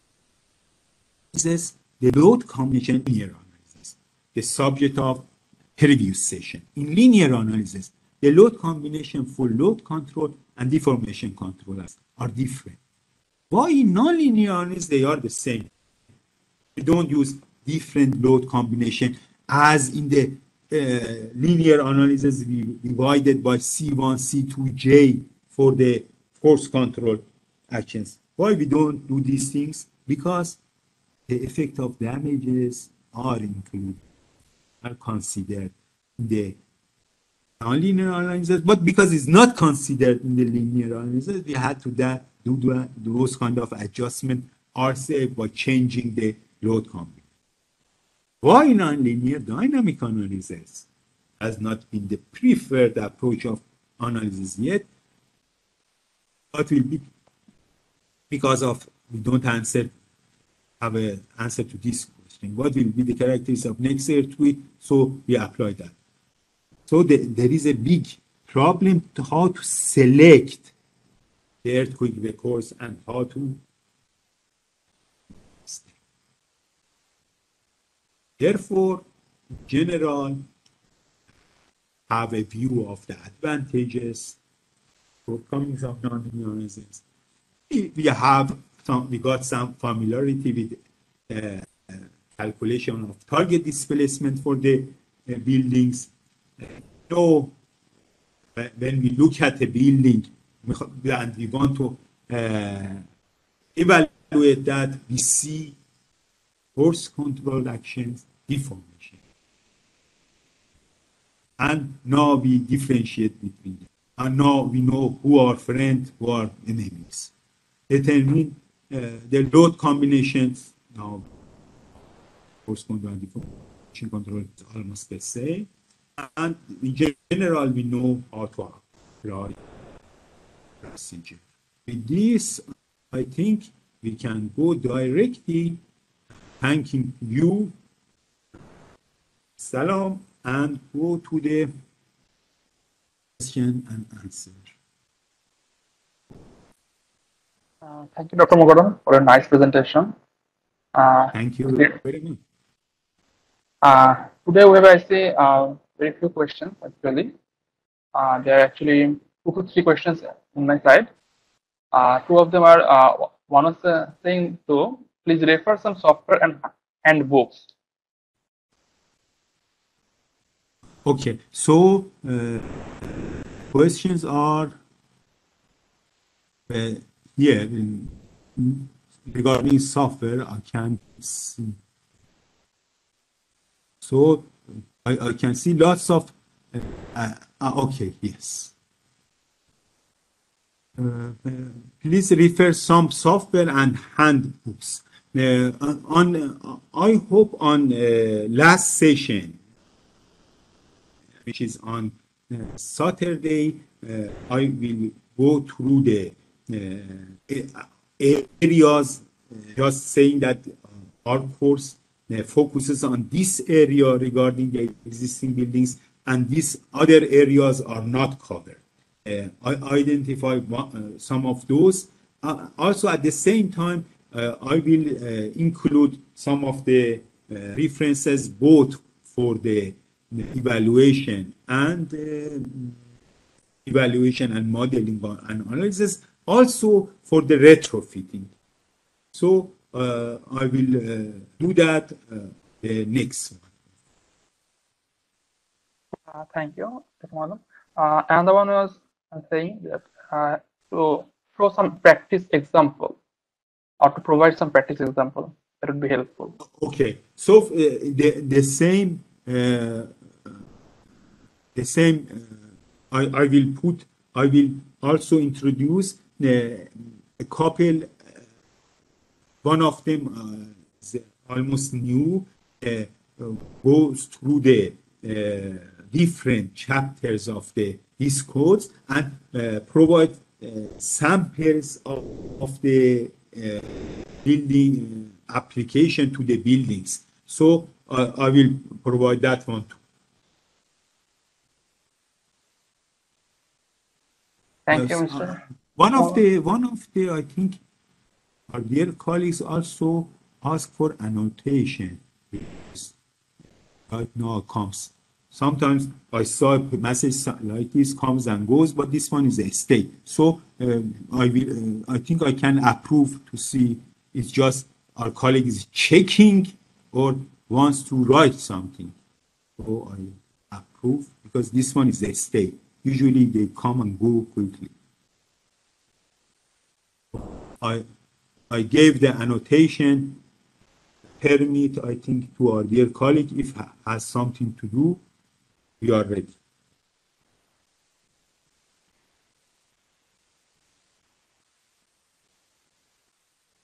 Dr. Moghadam, you may check your question and answer section. If there are particular questions to you only, then How I'm fine. Okay.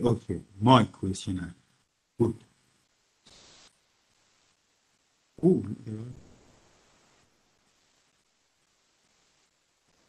and most of them is related to the sorry. Seems the quality of voice bothered many of our colleagues.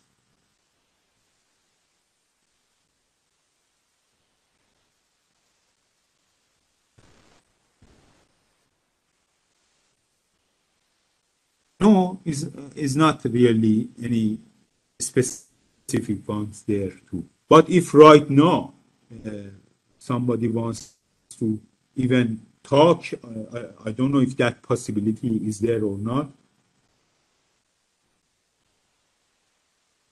how would you allow only to ask in the questions and answer session? That would be helpful for us. Okay. So to document that, remainder. Okay. So Yes. I try to be on time because Sorry. if I did know, I would give more landmarks, but okay, some dear colleague asking that nonlinear analysis only applicable. What is the basic characteristic between linear and nonlinear analysis? Very fundamental questions. As our dear colleagues the day before also mentioned, the nonlinear analysis are also little by little are included in the codes for the new buildings. Do we expect any change when it is new building and existing buildings? Yes, because there are some difference between new building and existing buildings. For example, for existing buildings, we have a better estimation of loads. So we don't need that much load factors or load combination as we need for a new building, that there are possibility of the change in the loads and the combinations. Also, for new buildings, usually we have, that was true for the load combination. In other aspects, usually for the new buildings, we have more level of conservatism. Therefore, if, for example, we look at the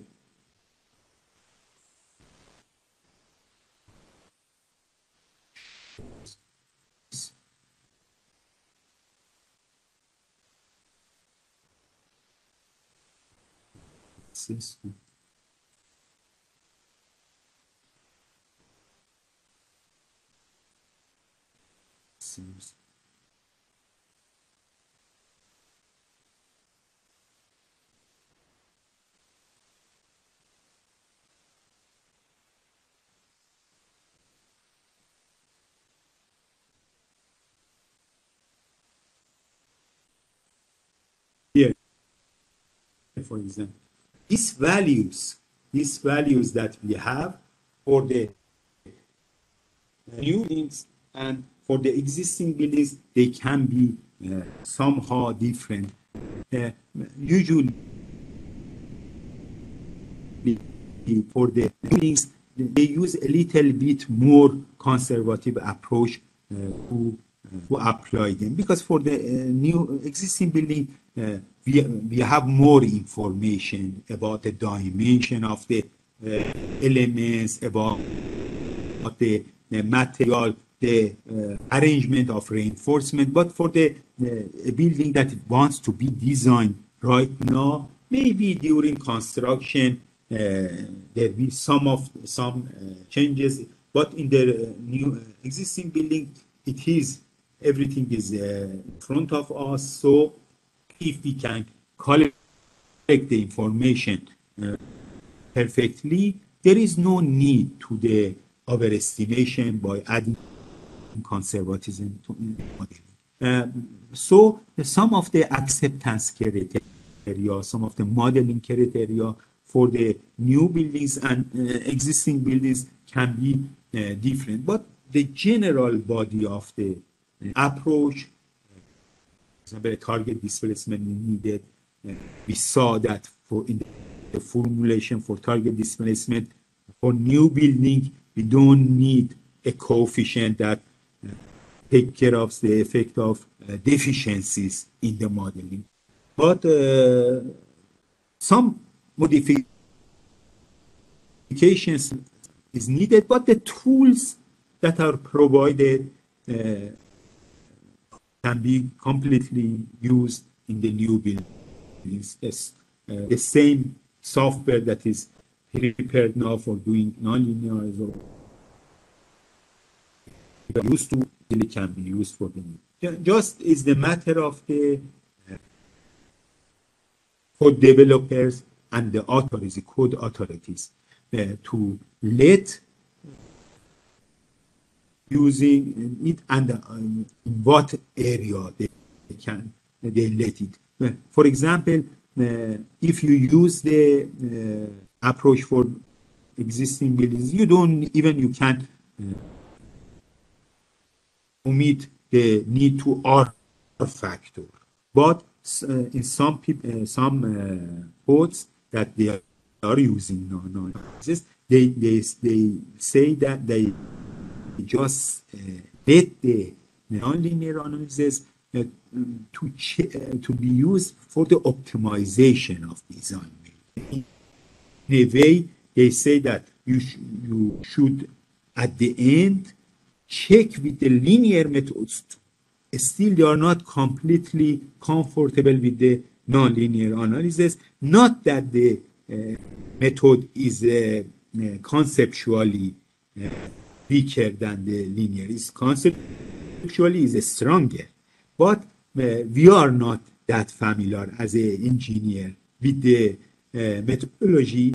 Our softwares and then if there is error, it is very difficult to find sometimes the errors. But in the linear analysis, you very quickly will find the errors. Because of these concerns, many of the codes, they said they have chapters or appendixes on using nonlinear analysis for design. But at the end, they said, then you finalize your design, you go and check with the linear analysis. Some of them, they give you some values like 20%, 15%, 10%, that if you pass the limit for the drift or limit of the stress ratio, if you are doing nonlinear analysis, it's okay. But anyhow, they ask to do the, if you got the results, and the results were approved by nonlinear analysis. But when you come and check with linear, it is 20% more drift or 20% more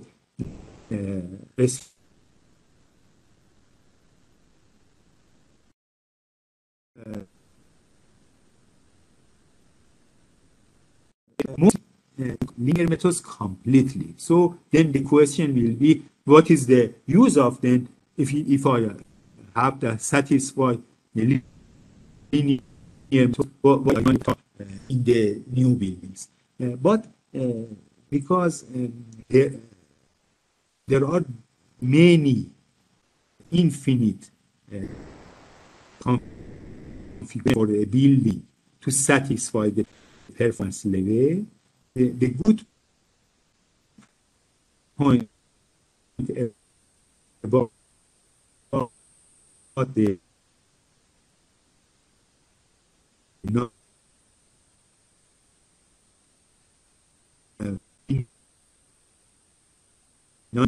that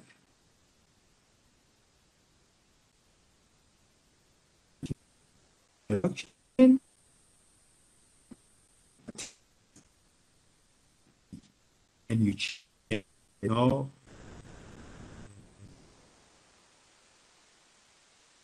end up with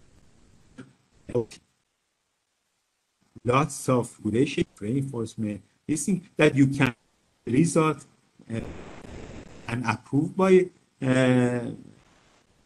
elastic analysis, but nonlinear analysis will help you to find the optimum one of those, and then introduce that to the elastic.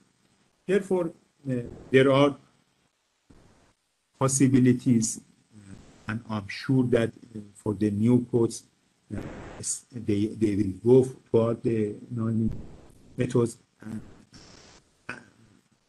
little by little as the software, the familiarity with the software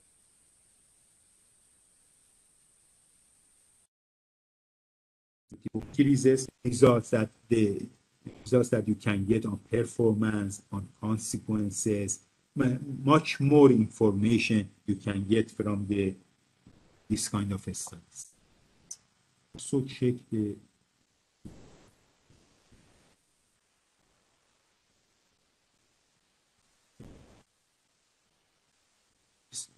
there are some questions. I don't know.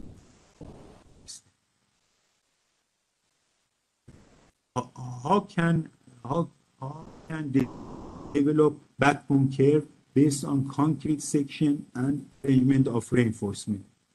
They usually, if you use some of the commercial softwares, these commercial softwares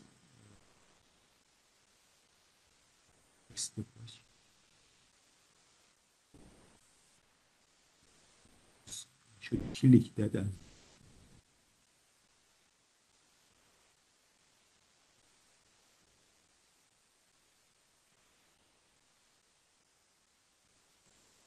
Yes.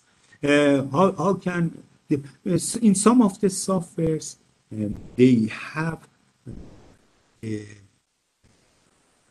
modules to do section analysis, but in general, the good point about these tables that I don't know, I think you can see the table right now.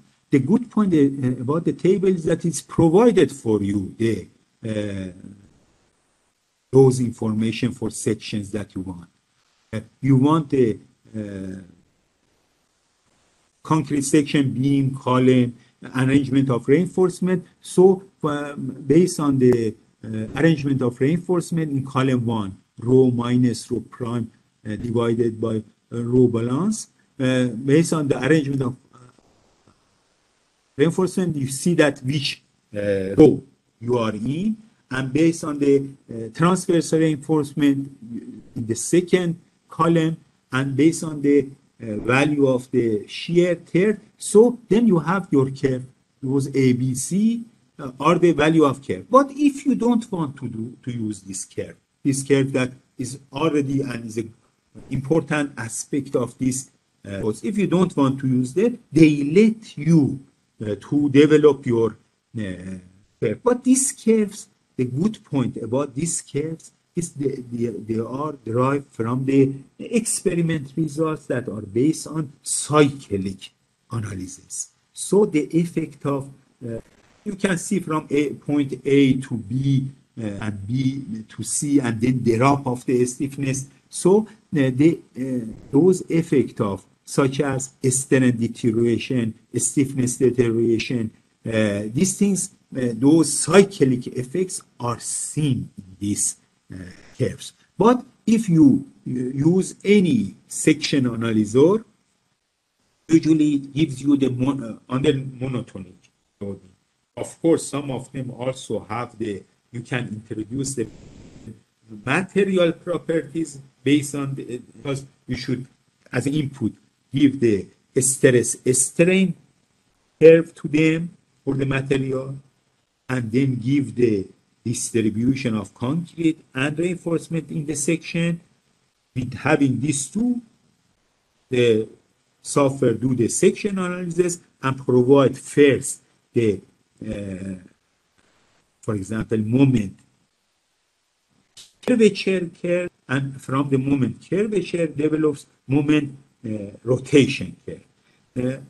Section designer, section builders, you have seen in the commercial softwares, they do this. So if there is in a building, an existing building, in a new building, you find a section, a strange section, for example.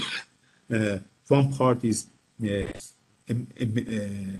steel part, one part concrete, one part is, for example, another kind of alloy. If you go to the section designer, give the geometry of the section and the different part material. This part is steel, this part is concrete.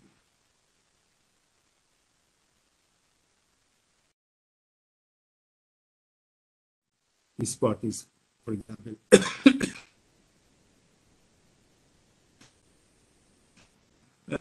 alloy. Then the program will find the neutral axis based on the mission that you provided. Then it starts to apply a small curvature to the section based on the curvatures and each of these material, the distance of each of these material to the neural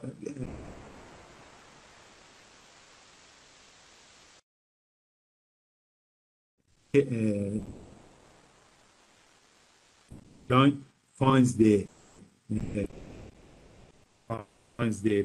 material, then from stress strain curve, the stress, and then by the area of the that section, stress to force, and then by multiply force to the distance to the x, the moment. So from it covers from the horizontal axis, builds the value on the vertical axis. Horizontal axis is the curvature, vertical axis is the moment.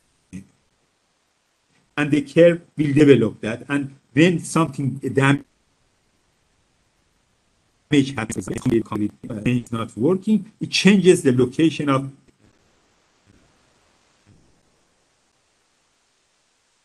neutral axis. They prepared. Also, there are now very many softwares that do the fiber analysis. It's the same thing. So there are many options. The codes for existing building let you use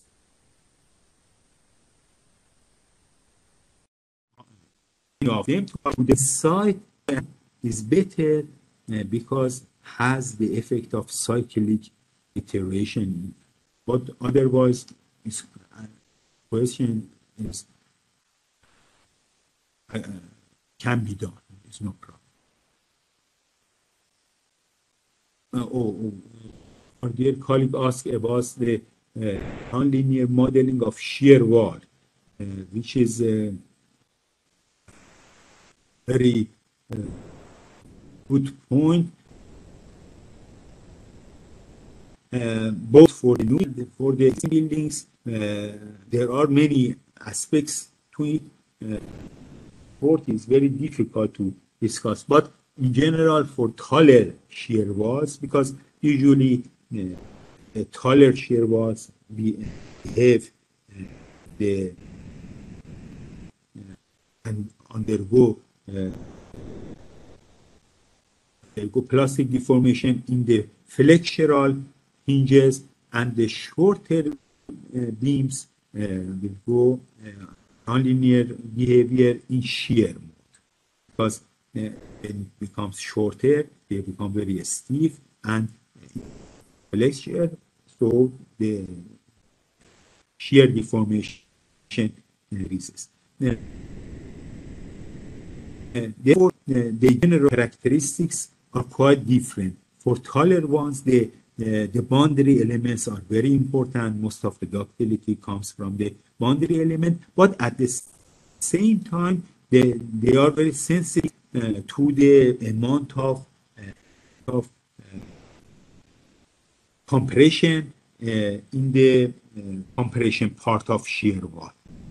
And many of them damages in the like Chile earthquakes, like Turkey earthquakes, places that they have concrete shear walls, long shear walls, tall shear walls, was due to this phenomenon, and because of that, they generally they limit the amount of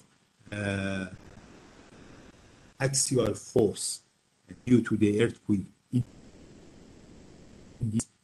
For example, 0.35. But for the smaller ones, there are a couple mode of failure and mainly in shear. And for them, both the vertical and horizontal reinforcements to get the shear are very important. Now that you mentioned that, I should write somewhere to. There are a couple very good references. Says shear wall.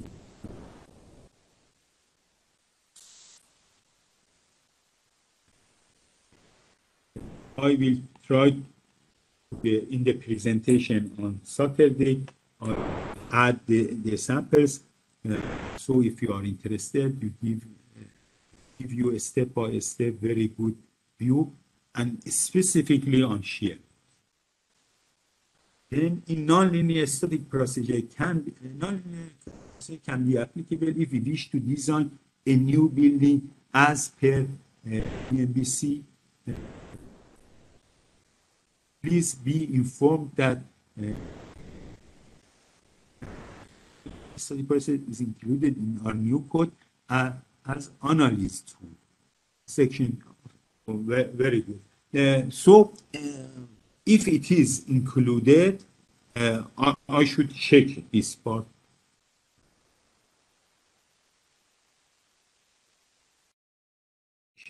Because what the acceptance criteria. Because the building codes doesn't have this information about the area. In fact, the table that is most probably you can see in the screen. These tables, they don't have the tables like this. So there are two approaches for the new building.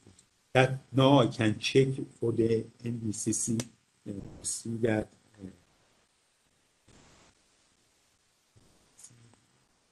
To check that if it is included or not. But other codes follow one of these. So they don't have this information. What is this information? It says that life safety is, for example, when the plastic rotation is this much for this case. So give you some numbers. But because they don't provide this acceptance criteria, they go like this. They say, you do the nonlinear push-up. You accept for new building, you do that. But you should calculate the target displacement. You push the building the target displacement. Then some of them ask that you continue 1.5 times target displacement, and there shouldn't be any deterioration in the base shear top displacement curve in this range. So they don't need those kind of acceptance criteria that are not provided. They said that you just push, check that if you go 1.5 times target displacement, still building is stable. And at the target displacement, if, as I mentioned, if the drifts and the stress ratios are less than 1.2, it is over. But the other type of new building code that apply nonlinear static or nonlinear dynamic, they say that model, do pushover, do nonlinear dynamic. Then when you want to check the acceptance criteria, refer to the codes for the existing buildings. So this way, they solve.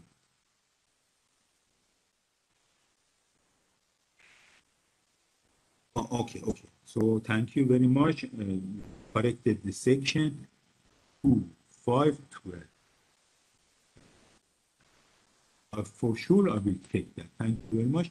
Table 10, 7, the table that is on the screen. Which loads or load combination should be used to calculate this V that is here? What load or load combination is better to use here? The best option is that for each load combination, to change the properties of the hinges based on the view for that load, which is a little difficult. For each load combination, you change the properties of hinges is too much. So people usually use the worst case. On the load combination, the V that is the maximum one, they use usually be conservative. But the advice is if you do that and then you saw the results is sensitive to this, then use this first approach, changes. So most probably get the results. For each load combination, use the V of that. Please give us information about the beam column joint modeling in nonlinear static procedures. And not in general, there are the approach in these existing building codes is that they give you a minimum requirements and the tools, but for much more advanced modeling. For example, in the chapter on reinforced concrete, it mentions that you can model the beam column as rigid. So there is no need to model. But just the table to control it, to see that the joint is in damage or not, the control, but not model it. So that's the minimum requirement. But also give you the way to model both for reinforced concrete and for steel structures. The same for soil. It says that you can accept IO when we checked for IO. You can use the fixed space modeling for the building. But there is a chapter completely on modeling the soil with springs, which is very, very nice. And many times if you use those modeling, the same that you mentioned, beam column, or soil, the performance of building improves. Because when the connection rigid, or when the connection to soil is very rigid, it usually damage concentrate. But if there is some flexibility, the damage will distribute among load and damage distributes, and the possibility of getting the performance approved is much more. So the codes usually set the minimum that is acceptable, but you have this opportunity to discuss with the in a real world, because one talk is research and one talk is about the real world. So the owner knows that if you go with the minimum, you satisfy the requirement, and if you are doing more, you should be considered for because but this extra, especially for the existing building, can be quite beneficial. If these are lots of retrofitting, the big difference in reality. But the money that they give, for example, for extra work to an engineer is not comparable to that problem of disturbing the situation of the building, doing the retrofitting and these things. Therefore, we have the tools, but some of they are not obligatory. Is it possible to present a real life example from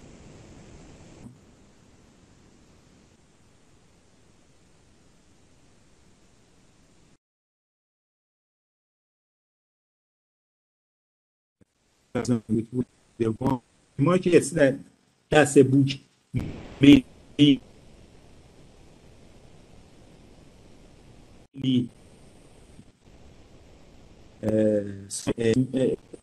of the school buildings in Iran, and different methodology that is being used for the retrofitting of the general approach, the same as but on two example, I have generally go through to show a couple points. I already included for the session on most probably it would be difficult to add anything new to one session, but I will look at that. Thank you very much for looking at those references. So if you are using based on modal analysis, yeah, and its mass participation mass ratio as per can be performed. If not, how can we solve the problem to perform nonlinear? There is 2 points. One point is methods for doing nonlinear pushover for different cases that ordinary nonlinear pushover analysis is not applicable. We have lots of solutions in the literature, from very well established solution to include the higher mode effects, classic work of the Chopra and Goel for modal pushover, to the consecutive pushover that is seems that is the best or one of the best for the taller buildings, and exactly around the same mass ratio that you mentioned is used as a threshold. So there are methodologies that you can apply to extend pushover analysis to the cases that ordinary pushover is not applicable. But the point is, for research, we can do.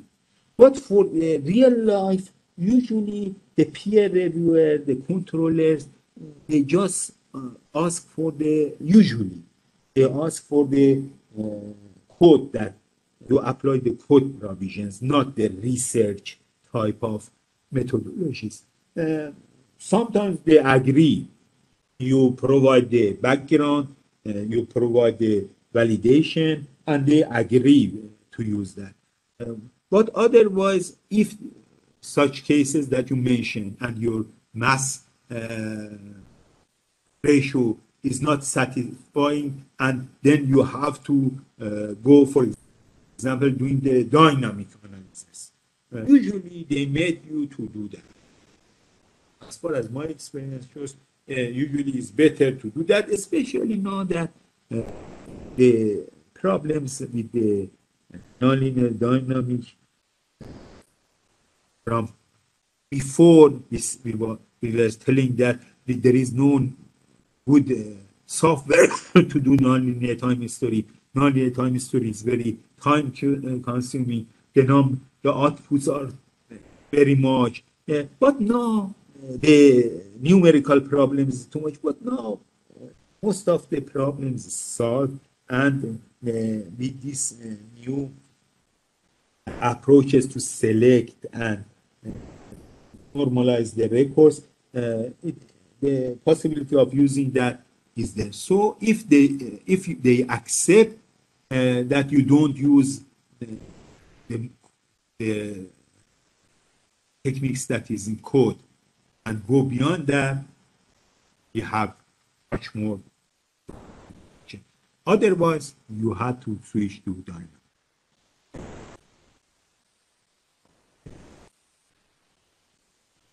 Soil structure intelligence based on SC41. This suggestion on the topics, I think you should direct to Mr. Rudra Salam and to Dr. Ghosh and our colleagues that arranging the topics for code. I'm sure they will consider all the ideas for this type of seminar. But I assume that is a good topic, both for new code, the soil structure interaction are very important, and for the existing. For both are very important. Thank you for suggestion. Assume we can conclude